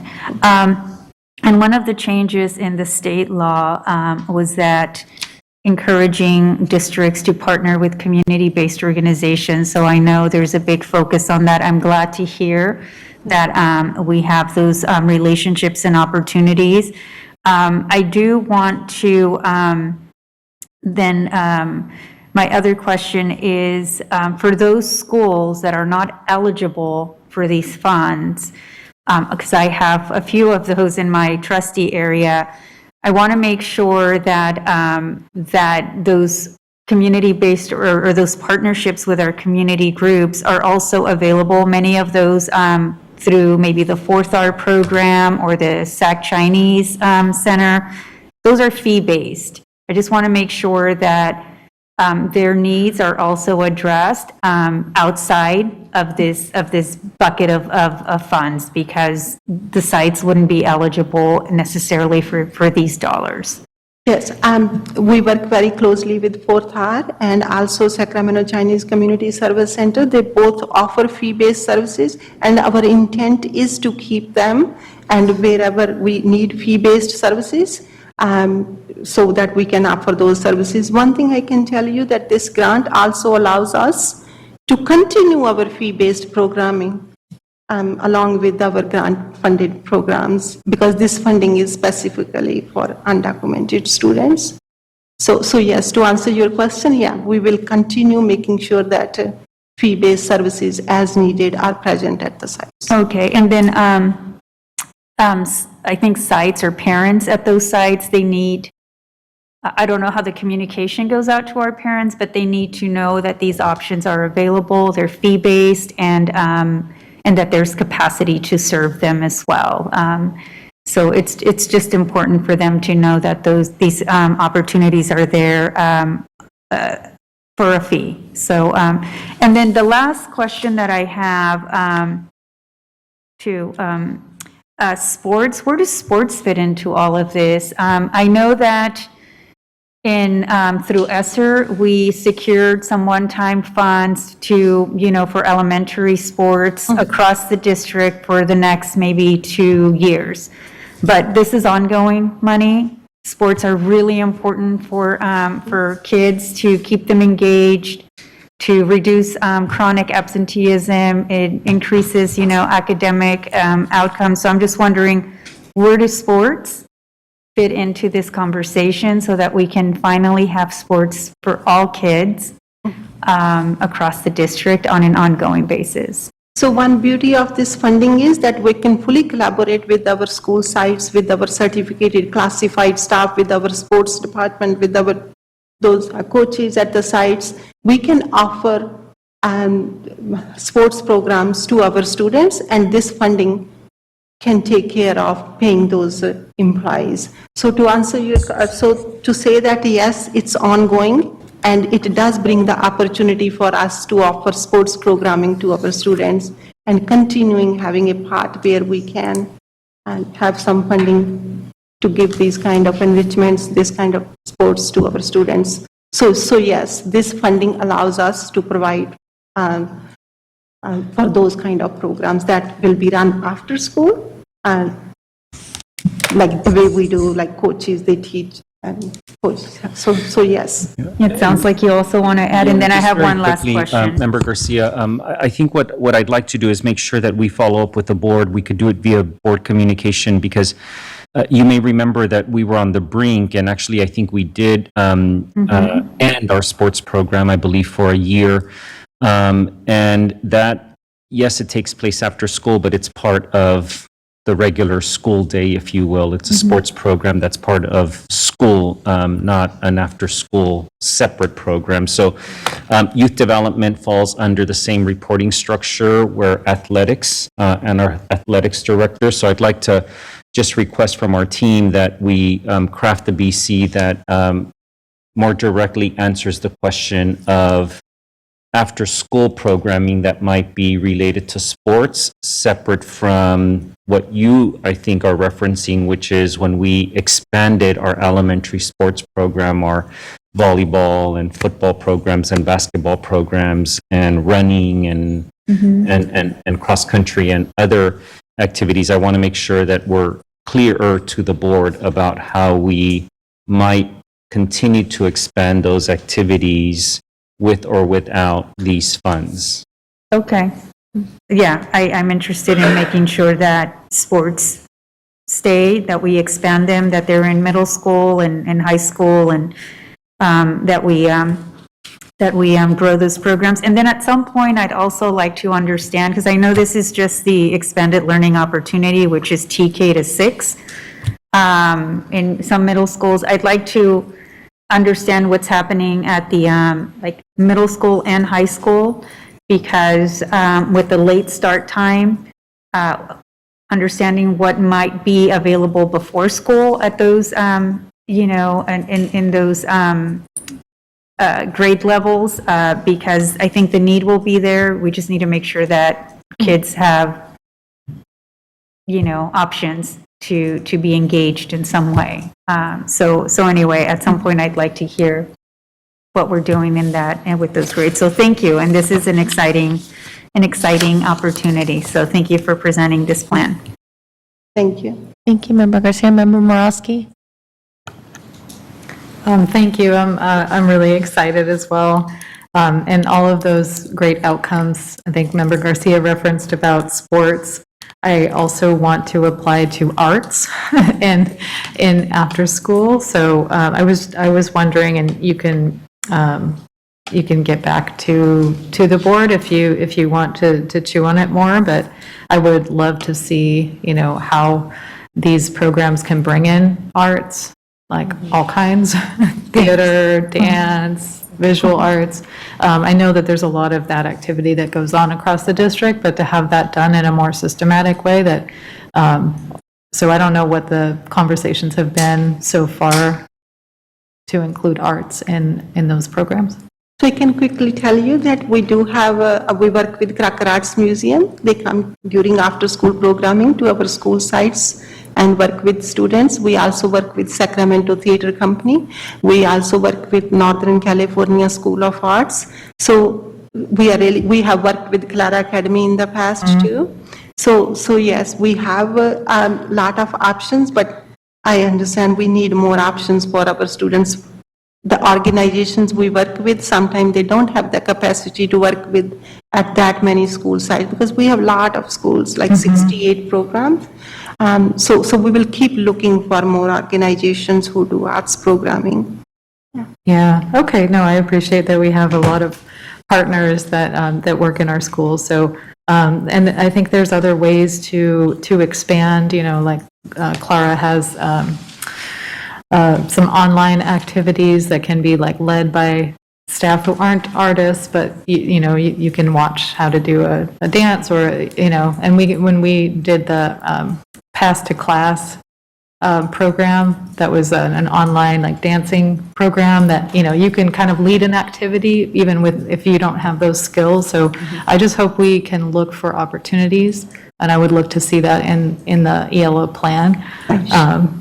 So that would be my input there. And also just wanted to comment that for these programs, I really am excited that this is ongoing funding. I know we had a lot of work to do to stand up programs really quickly over the last couple of years, and it's always difficult to find staffing and to retain folks and to make sure that you can offer a high-quality program with staff who are, adequately trained and stay year over year. So, they develop those relationships. So I'm just really interested in seeing a very high quality program that, and it's all of, not all, but a lot about the staffing. So I'm just interested in how we create that. So thank you very much. Yes, thank you. Member Wu. Like my colleagues here, I am really excited about these programs. I was wondering, though, how are you going to be able to measure the effectiveness from the classroom to before and after the school programs? So my colleague, Dr. Carnero, did mention something how we will be evaluating, but I can expand more on this. We have done that kind of evaluation in the past too, and saw some positive results. The way we are thinking we are going to do, we will compare two groups of students, the ones who are in expanded learning and the ones who are not in expanded learning. And then we will see the chronic absenteeism rate, suspension rate, or students' grades. There are a lot of factors that play a part in a student's success. However, then we can see that students who are in expanded learning, if they are doing better, it means it's a factor and it's playing a part. And we may not be able to say students are doing good and they are coming to school every day because of after school, even though it has been, research has shown that students who are in expanded learning, they come to school more often. And FEDS and CDE both have done research on it, and it has proven again and again students in expanded learning, less chronic absenteeism. So we will be able to measure the quality of the program, and with this quantitative data, we can also focus on qualitative data like surveys with parents, students, with our teachers, the ones who will be teaching. We did that survey during summertime and we saw really good results and good feedback from our certificated staff. So all those focus groups, surveys, and just looking at is expanded learning a factor that is playing a part in students' better behavior, better academics? And if it's not, if it says that students who are in our expanded learning programs are not doing good, because it is possible, then at that time we will have to go back and see how can we improve expanded learning, how can we improve the quality of these programs. So that is our plan. Thank you. Thank you. All right, well, I think you can sense that there's some excitement amongst this board, and I can tell there's excitement amongst the staff as well. I just have, I know we could all give our wish lists of like, what we would like to see, give you what our, our jotted down list, but I do have a question. I immediately thought of a program that we had in the district that was funded by board members through our discretionary funding called Shine. Shine is by the City of God, why can't I think? City of Refuge. Thank you. Yes.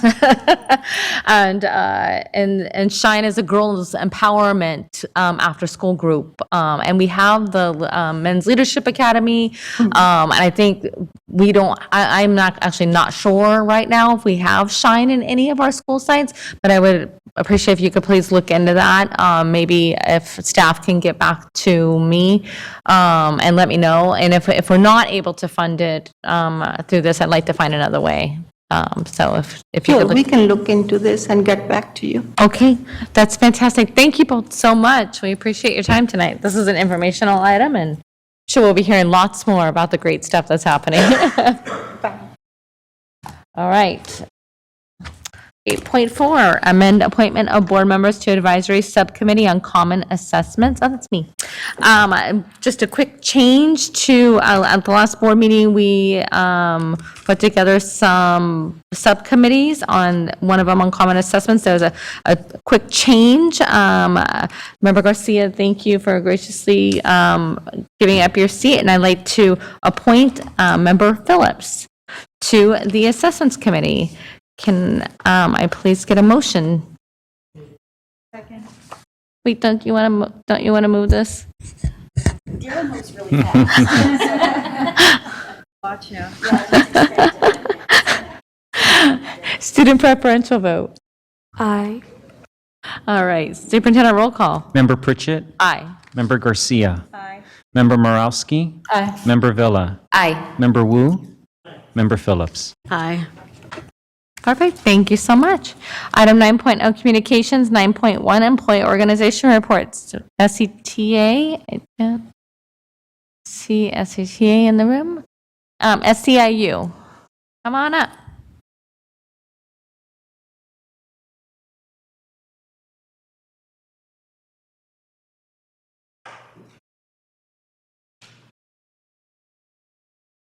Good evening. Good evening. I'm Jim Riffle with SCIU. I'm a chapter steward and a member of the bargaining team. SCUSD classified workers are committed to making sure all of our students get the education they need and deserve. That is why, as the district's severe staffing crisis grew worse and worse, interfering with our ability to do our jobs and students' ability to learn in a safe, clean, healthy environment with the resources and support they need and deserve, we had to go on strike to get the district's attention. Our jobs have become more and more difficult as COVID has created complications, and the staffing shortage has left us trying to do many people's jobs with too few hands on deck. However, we are still here despite the challenges because we truly care about Sac City students and love the work we do. As a union, SEIU 10-to-1's desire is to collaborate with all of our partners, teachers, administrators, the school board, and families in a constructive, collegial way, since we all should have the common goal, educating Sac City's children and looking out for their well-being. We must quickly come up with a plan for our students to make up the 8 days that they lost while we were on strike, as district administration and the school board stalled, delayed, and unnecessarily prolonged a strike that could have been avoided if they had come to the bargaining table in good faith from the beginning. We are dismayed to see the district once again engaging in the same kind of behavior that led to the strike, delaying, stalling, refusing to schedule meetings, or showing up unprepared as the window to come up with a plan gets shorter. We have an opportunity to make up some of the lost time on Thursdays, yet with each Thursday that goes by without a plan in place, we are losing that opportunity. The district's failure to compare, meet, provide required information, and in short, fulfill their own duties in this process is wasting valuable time and potentially millions of dollars that could be going to student instruction, support, and resources. The district needs to take this as seriously as we do and come to the table with the information requested and needed to reach an agreement and put a plan in place. The school board has an obligation to make sure the district's administrative team does what they need to do to get this done. As was the case during the strike, the school board seems to defer to the same administrators and council who caused the strike in the first place, rather than intervening. Thank you. Would you like to finish up, or? I have just a couple more minutes. Okay. Couple more minutes or a couple more sentences? Yeah, I have a couple more minutes. You could please just rush it up, go right ahead when you finish Okay. up your thoughts. I am imploring you, as a longtime district employee who works with some of the district's most valuable kids, to step in and direct the administrative bargaining team to get serious, prepare, and come to the table. Thank you. Thank you, I appreciate that. All right. TCS? Teamsters? UPE? All right. 9.2, District Advisory. Did we have any public comment on any of that, Mr. Heap? Okay. Just 9.2, District Advisory Committees. Community Advisory Committee.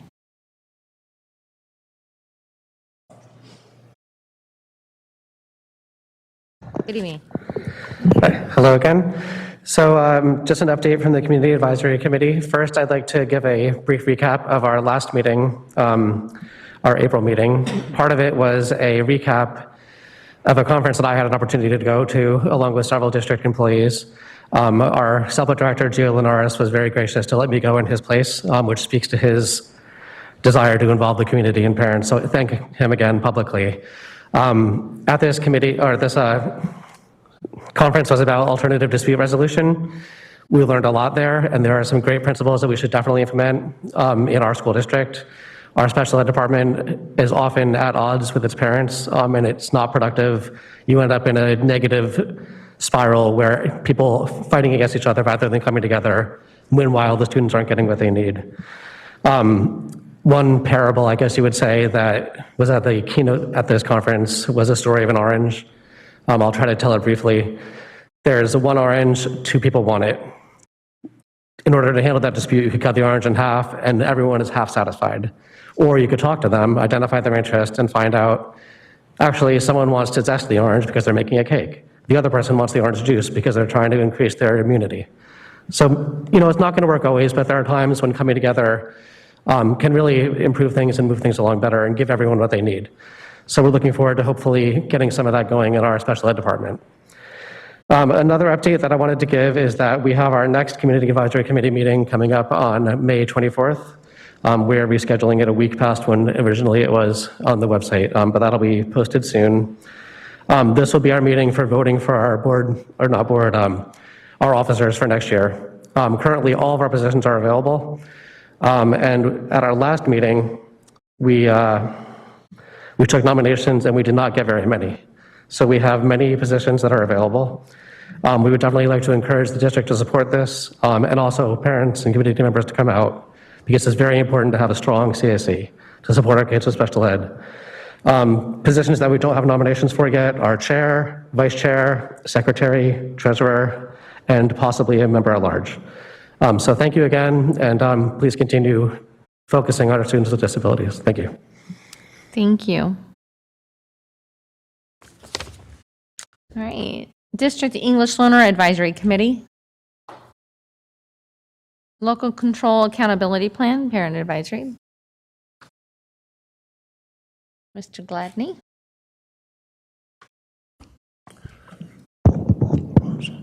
I am Terrence Gladney, an LCAP PAC member appointed by Board Member Phillips.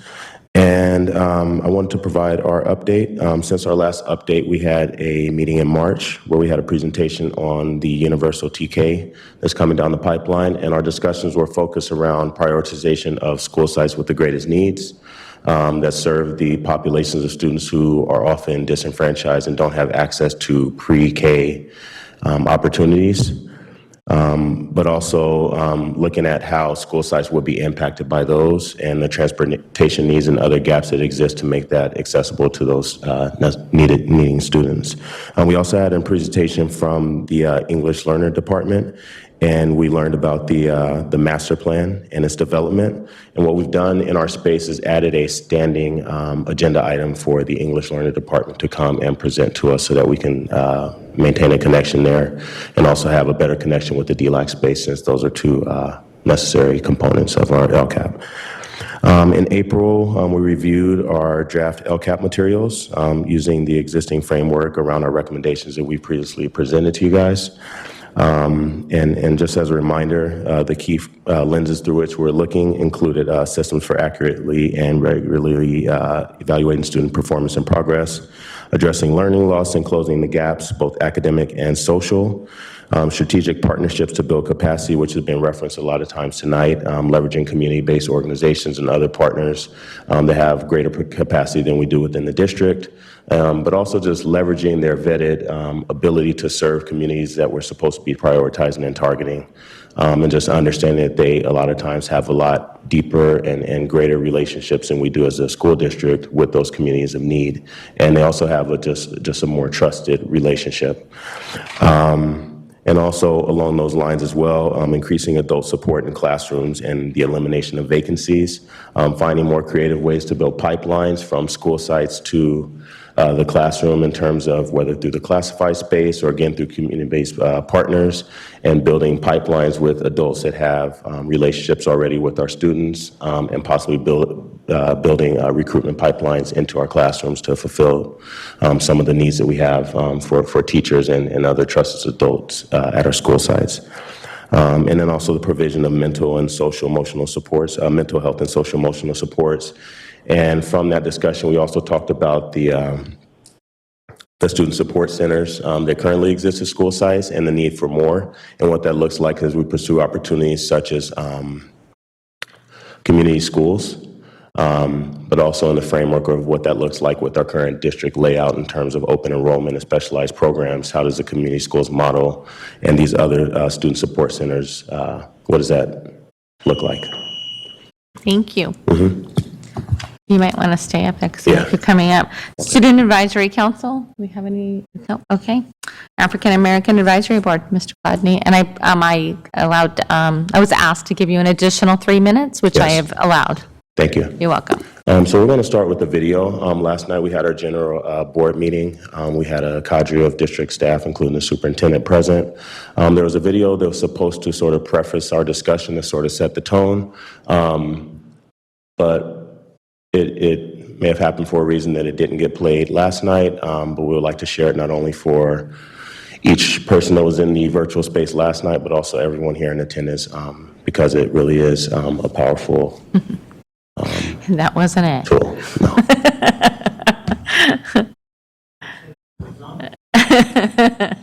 It was showing on that thing.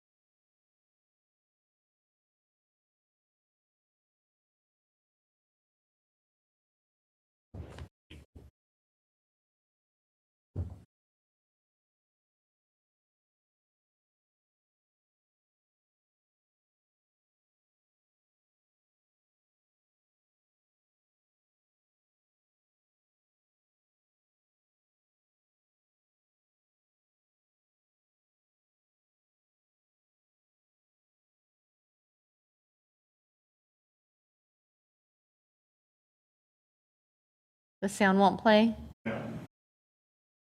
Okay. Okay, maybe we can have the video sent out to each board member? Okay, and also, if, I we apologize could- about that. That's okay. And also, if we could share it with everyone that was in attendance last night. Some people need to leave early in terms of district staff, but we do thank you for granting us the additional time. If I could summarize it, what the video speaks to is our why. We often think about what we need to do in specific positions, but we don't often speak from such a passionate standpoint as to why we're doing it, right? What is the thing that drives us to do it even when it's difficult? In the space that I'm in, I'm a district accountability chair for our district accountability committee. Many long nights, a lot of research around numbers. I know why I do it, right? I do it for my biological children, the children that, stand on my shoulders at the school sites I visited and I represent and come across that I coach and mentor.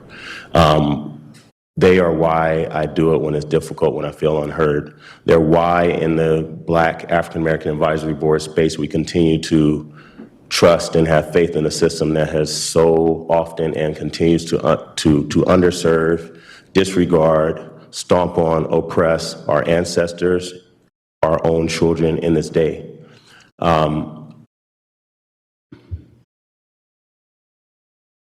And when things feel hopeless, as they often do within this space, if we look at the LCAP plan, there was talk about growth in graduation rates, but I see a lot of regression. In 2021, African American students went from a pandemic experience in which a lot of requirements were loosened, and we saw graduation rates, quote unquote, which again, let's provide context. This says graduation rates for students within 4 or 5 years, not our expected outcomes. I see in 18-19, 77%. It went to 82.4% in a relaxed environment and regressed to 75.3%. So when we start talking about those students that bring actual dollars into our district, extra dollars, but also bring extra trauma, extra needs, extra stories, I stand on the shoulders of parents who don't stand in front of this lectern.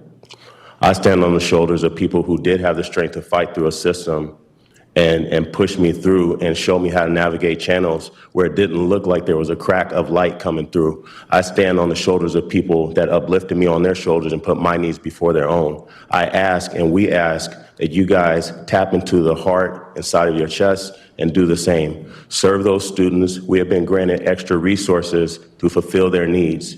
When we are in that space, we talk more freely, we talk bluntly. In this space, I often have to feel buttoned up, but in the space that we're trying to provide a narrative and a space for people that look like me, people who have students that may not have access to resources that other students that look like me experience on a day-to-day basis.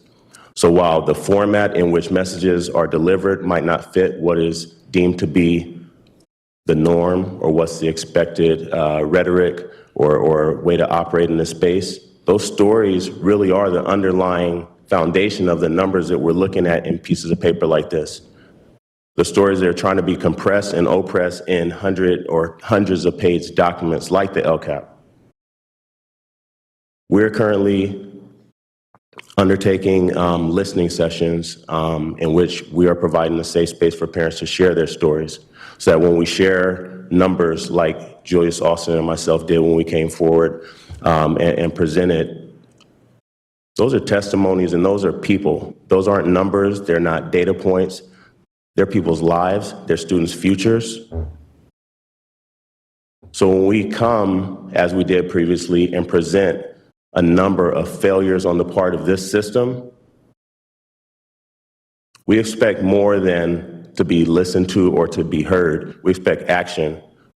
When we hear that there are not common assessments sufficient to capture data, common assessments are minuscule in the framework or in the lens or in comparison to the decades of failure that systems like Sac City Unified have created and continue to create. So I don't know what types of assessments you have, but look at the prison look at the prison pipeline. Look at those students. Look at these numbers in the documents that you guys have before you. Visit a school site. Come to our listening session on May 9th and hear parents' true testimony and true stories. And you guys can unfold these numbers without any other assessment. Just open your heart. That's all you need to really just figure out what's actually happening. May 9th, we have 2 sessions, one from 12:15 to 1 o'clock, and another one in the evening, because we understand that people have varying needs. We're trying to meet people where they are. We're trying to set the example for people that look like me and look like us. And we're doing everything that we can to make ourselves available, and we're trying to set a model for how this district should move forward, especially for those students that have been stomped on by the acronym SCUSD, now, probably in the future, and in the past. If we could have that slide shown, I don't know if that PDF could be shown. If not, then it will be available on the district website. It's also available, we've distributed to parents. We've emailed families of Black and African American students.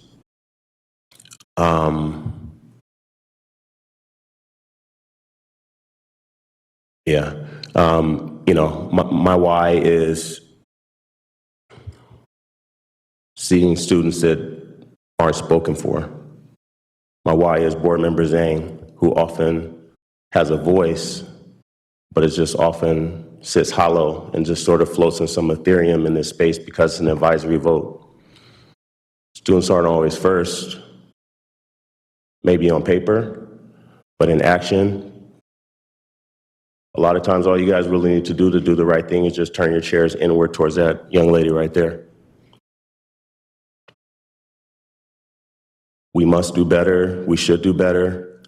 We demand better. Again, we have many unanswered questions. We have many unanswered demands. Only you guys know when they will become answers and solutions. So if you guys have a mirror handy, take a selfie, whatever, that's where the answers lie, because you guys have the votes, the gavel, and the power to make those changes. Thank you. Thank you, Terrence. Item 9.3, Superintendent's Report. Thank you, President Pritchett. Good evening, everyone. Let me begin by just wishing everyone a happy early Mother's Day, especially for our board members who are all mothers here, and the many, many hundreds of staff members, hardworking mothers on our staff, as well as, of course, our hardworking moms in our community who trust us with the care of their children every single day. I hope that each of our mothers will have an opportunity this weekend to relax and spend some quality time with your loved ones. I do want to just mention that because we heard about the matter during public comment, I do want to provide an update about our continued efforts to recover student instructional time due to the recent strike.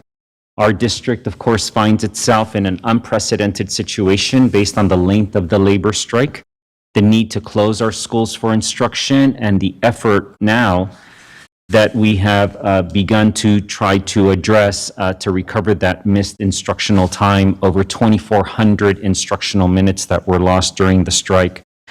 Let me just say that it's a challenging and very complicated process because of the unique circumstances that we faced during that strike, with many factors that we are trying to consider, and I'll just give a few examples. For example, how do we ensure that students are provided meaningful instruction to make up for the 8 days of lost instructional time? How do we ensure that we have sufficient staff to provide meaningful instruction and supervision for our students, given the continued staffing challenges that we face, and the fact that we already end our academic year later than any other district in this entire region, and that this would take us, of course, to the end of the June month.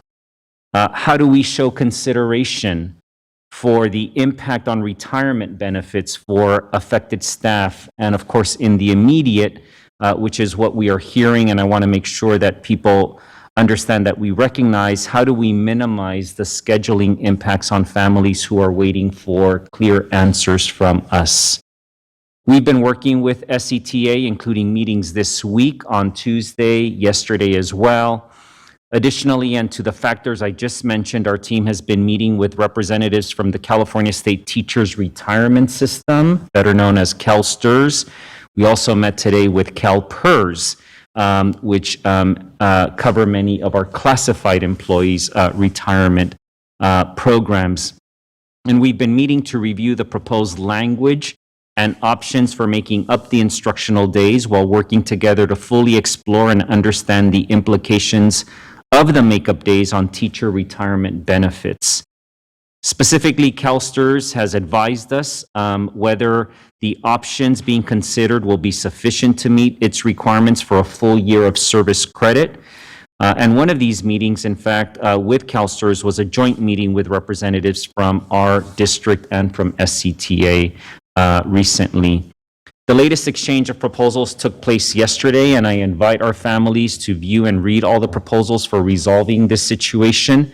They're all posted on our website, just as we've been doing for some time now. Under the negotiations tab, we promise we are doing everything we can to make it easier for our users to find more efficiently. But I do want to assure our board and our families that we are working toward a responsible agreement that best serves our students, and also will commit to providing another update tomorrow to our families. On a separate item, board members and community members, this coming Saturday, there will be a celebration of life for former State Senator and Education Secretary Gary Hart, who many of you, of course, knew. Most know him for his time at the Capitol, but to us here in Sac City Unified, he was a former teacher who dedicated his post-public life to serving our students. Some of you may know that after leaving elected office, Mr. Hart chose to teach history and English in a blended humanities program. He formed at JFK, known as PACE, which is the Program in America and California Exploration. His expertise was always in demand professionally as he continued to serve on government committees. He would take the stipends from these committee services and donate them to the PACE program to assist with their fundraising. And of course, he was influential in getting Sac State to host our program and our students during the summer at an affordable cost to us. We are deeply saddened by the loss of Mr. Hart, who served as a mentor to me for over 25 years. But his legacy will continue in our district through the positive change he led at JFK and the students he inspired to succeed. The month of May means it's getting toward the end of the school year, as you know, board members, and it becomes a time to reflect on all the good our staff have accomplished for our students. Monday was the start of Teacher Appreciation Week, and we ask our community to be sure to thank our dedicated staff of teachers. I just want to take a moment to recognize two teachers in particular for their accomplishments. In April, two of our Luther Burbank teachers, Mr. Thomas Biondi and Ms. Diane Bennett, were selected from a nationwide pool of applicants to attend the National Endowment for the Humanities, some opportunities there. This continued development and accomplishment of our educators on the national level is very commendable, as it will turn in and benefit and enrich the education received by our students. Also, National Principals Day was on May 1st, and I hope that you'll join me in thanking all of our colleagues who have gone way above and beyond this year to support our students. We've relied on them unlike any year before. Many of them, as you know, have been in classrooms and other support roles to keep our schools open, especially during that Omicron wave in the beginning of this year. I'd also like to acknowledge that next Thursday, May 12th, is National School Nurses Day, and many of you, of course, have seen the benefits, especially during COVID, but beyond that, we just want to thank our nurses for being there to provide care and services for our students in times of their greatest needs. And finally, as I close here, I do want to just mention that we are very fortunate that this is our second consecutive in-person meeting as a board, but it's also a reminder that COVID has not gone away. And we are still seeing positive tests every day. As of today, we have 148 active cases in our district. And as we have been aware, we've been doing a lot of contact tracing to activities that have taken place throughout the district. I just want to mention that as we head into the final weeks of our school year, we also have wonderful events that I hope we can continue. Athletics, dances, graduations, of course. Our students and their families deserve to experience these rites of passage. We will continue to have vaccine testing requirements in place for these large events. We will continue to encourage events to be held outdoors whenever possible. For indoor gatherings, though, we will continue to strongly encourage masks, and we will enforce our mask wearing mandates. Finally, I know many of you are wearing these. Today, I am too. Of course, May is Mental Health Month, and this is a very, very critical topic for all of us. We've seen the tremendous negative impact the pandemic has had on mental health. I see Director Victoria Flores, who's a champion of this effort as well. We encourage everyone to not ignore their feelings and emotions and to seek counseling or other help. We're excited, very, very excited, and I'll ask Ms. Flores to send a BC on this, a new partnership with an organization, Care Solace, that will provide a much-needed service to our students, staff, and their families. It serves as a go-between for finding mental health and substance abuse counseling and removes many of the barriers that can prevent people from getting help. They offer services in every language and offer assistance to everyone regardless of insurance coverage. And we think that this is going to be a wonderful service to our families here in Sac City Unified. And just two last things. This weekend is the annual East Sacramento Garden Tour created by David Lubin Elementary. Maybe Member Garcia will say something during her report. But I'm sure she'll join us in inviting our community to join this Saturday. And the last thing, Sac City is a partner in a series of community fairs that will be coming to every trustee area in our district over the coming months. The first one is taking place at Luther Burbank on May 21st. I hope our community will join us, and in the absence of Member Rhodes, who couldn't be with us today, I just want to invite you, as I'm sure that he would be doing the same thing during his report. So in his absence, I want to just encourage all of us to try to be in space with our families in that area at Luther Burbank on May 21st. Thank you. Thank you, Superintendent. 9.4, President's Report. Thank you, Superintendent, for once again for your report, and I just kind of want to tap into that a little bit. We especially appreciate the update about the district's work to address the learning time that our students have lost during the 8-day strike by SETA and SEIU. I want to underscore how important it is to make up for the learning time that our students lost with, as the superintendent said, meaningful instruction. It is not enough to simply log minutes to meet a state requirement unless our students actually get the benefit. Our students already lost so much valuable learning time when our schools closed during the pandemic. They need more time in the classroom with their teacher, not the less. And I know how hard the district is working to reach agreements with our labor partners. In order to keep our schools open so we can make up for this lost learning time, we need to reach agreements with our affected labor partners. This will ensure that we'll have enough teachers, principals, and all the staff who provide critical services, including bus services and nutrition programs. At the same time, families in our district want and deserve certainty immediately about the schedule for the rest of the school year and for the summer school classes. All of us board members have heard from our families, our community members who are growing impatient. They want to be able to plan for summer childcare, activities, and family vacations. I strongly, please call on our labor partners to work constructively with the district to reach an agreement on how we will make up for this lost learning time for our students as soon as possible. The bottom line is that our students lost valuable learning time during the strike, and they deserve that learning time, and we must provide it. There's a couple other things I wanted to say.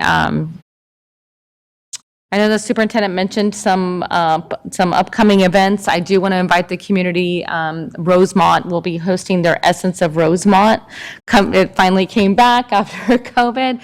It'll happen tomorrow evening. It's open to the community. It's a very fun, free event for families to attend. I really want to just uplift what the superintendent said about May is Mental Health Awareness Month. Our students our staff and our communities have endured so much over the last 2 years. And when I came in and I saw the green ribbons, it was a reminder of the things that are happening all throughout the nation, but right in our schools, the bullying, the fights, the self-isolation, the attempted suicides. I think it might have been Victoria that said this, but it reminded me of, it's okay to not be okay. I'm going to repeat that. It's okay to not be okay. If you see someone and you think they're not okay, reach out to them. If you don't hear from someone, reach out to them. Adults, children, everybody. Right now, we all have to be here for each other.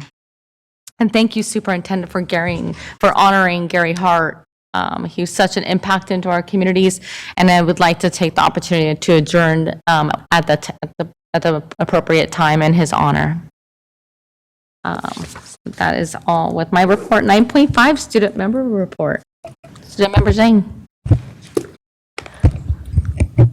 Today is the first board meeting of May, and May is Asian American and Pacific Islander Heritage Month. Unfortunately, there is no resolution recognizing and celebrating this month today, nor was it mentioned, but I would like to use this time and dedicate it to our AAPI students. Throughout history, we have faced racial discrimination and microaggressions. Even modern day with COVID and Asian hate crimes, it has been a difficult time for AAPI folks, and especially students. Our district is such an ethnically diverse school district, and it is essential for us to have representation in district leadership, in school classrooms, and in school staffs. I am proud to be able to represent our district student body as a member of the Asian community. I like seeing AAPI clubs and other organizations recognizing and celebrating our AAPI students. I desire to see us validating a wide range of cultures and different heritage within the AAPI community. I would like to end with thanking our students for your participation in school and being tough through everything in the past few years. You are valued, welcomed, and accepted in our district and in our campuses, not only in May, but every month and every day of the year. I hope to return to the next board meeting with a resolution. Thank you. Thank you. Item 9.6, information sharing by board members. Do we have anybody? Member Morowski? I think that's a wonderful idea, student member Zhang, so look forward to seeing that on the agenda, and I'm sure the superintendent can work with you and appropriate staff to, so you can bring it forward. So that's wonderful. And I was just reading They Called Us Enemy by George Takei yesterday. It's a great graphic story about I mean, not a great story, but a great rendering of the Japanese internment and the atrocities that happened. So I just wanted to take the opportunity to remind us all of it's the big day of giving. It's not over. I was able to, if you're in a position to be able to support some of our amazing nonprofits, I was able to give today to some nonprofits that support our students. So just wanted to remind you, it's not too late. Thank you. Thank you for that reminder. Member Villa. So obviously, there's a lot of challenges that our district is facing right now, and I know it's easy to get muddled into those dark waters. We're all frustrated. As a parent, I'm frustrated. I apologize that we don't have updates to give to our families about what's going on, but just like many had said, our president and superintendent, we are working really hard to get to an agreement on this matter.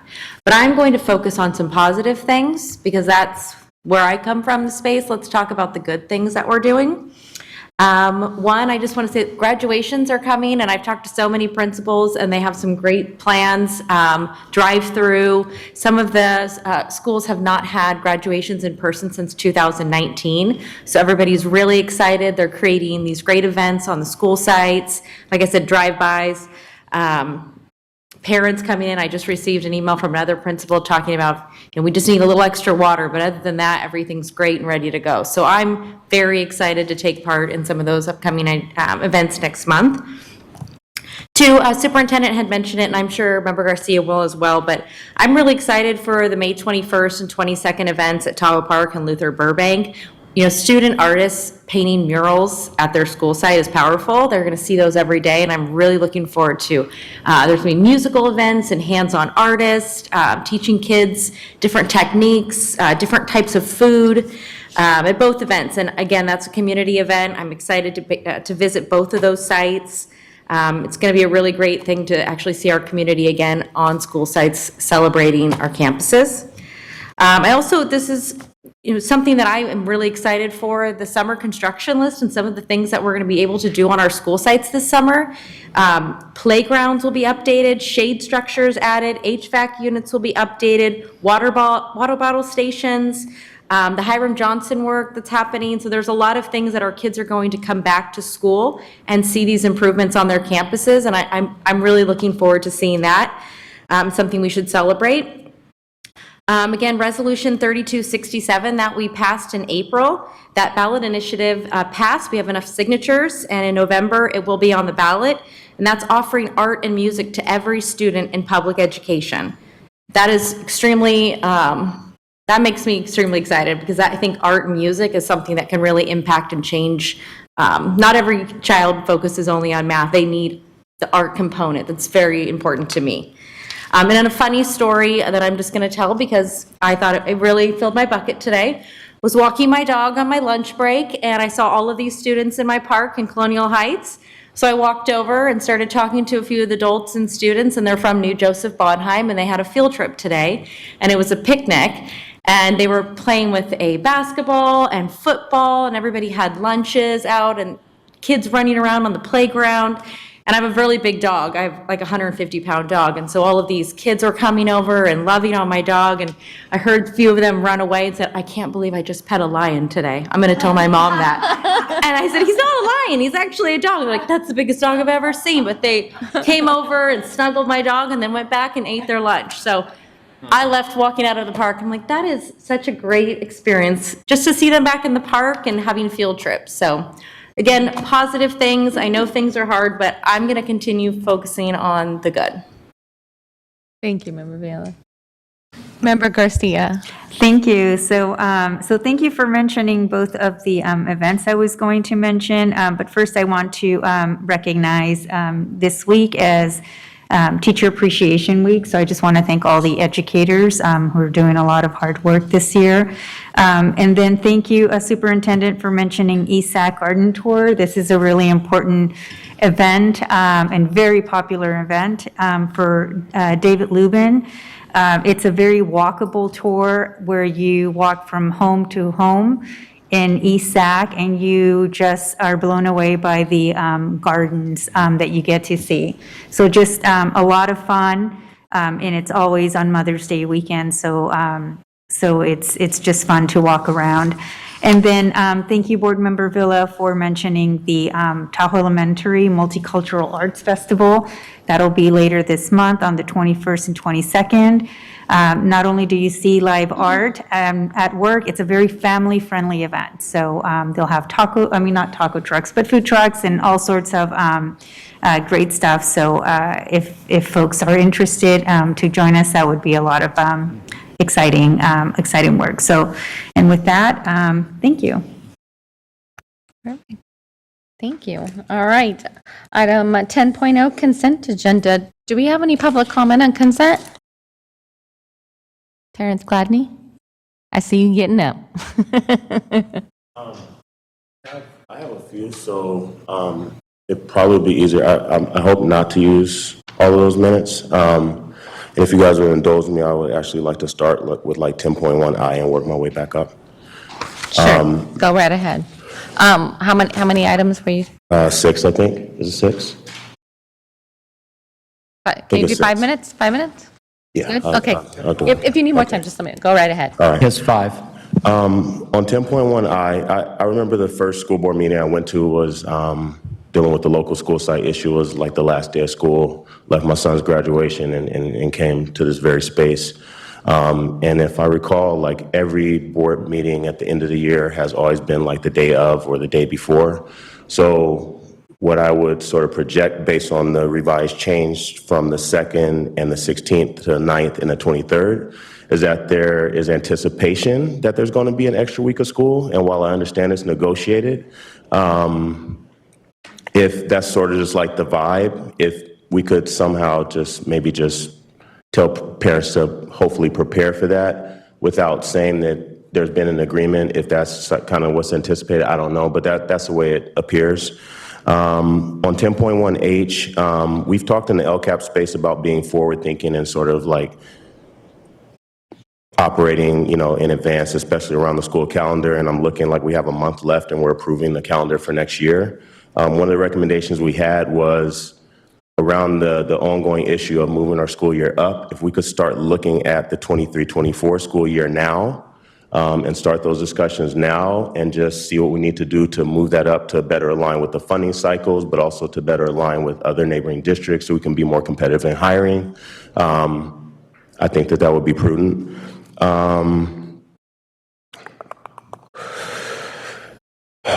10.1D, Sutter Middle School. I didn't know this when I just saw the item, and it again reminded me that there's supposed to be discussions about renaming the school to be more reflective of the Native Americans who suffered at the hands of John Sutter.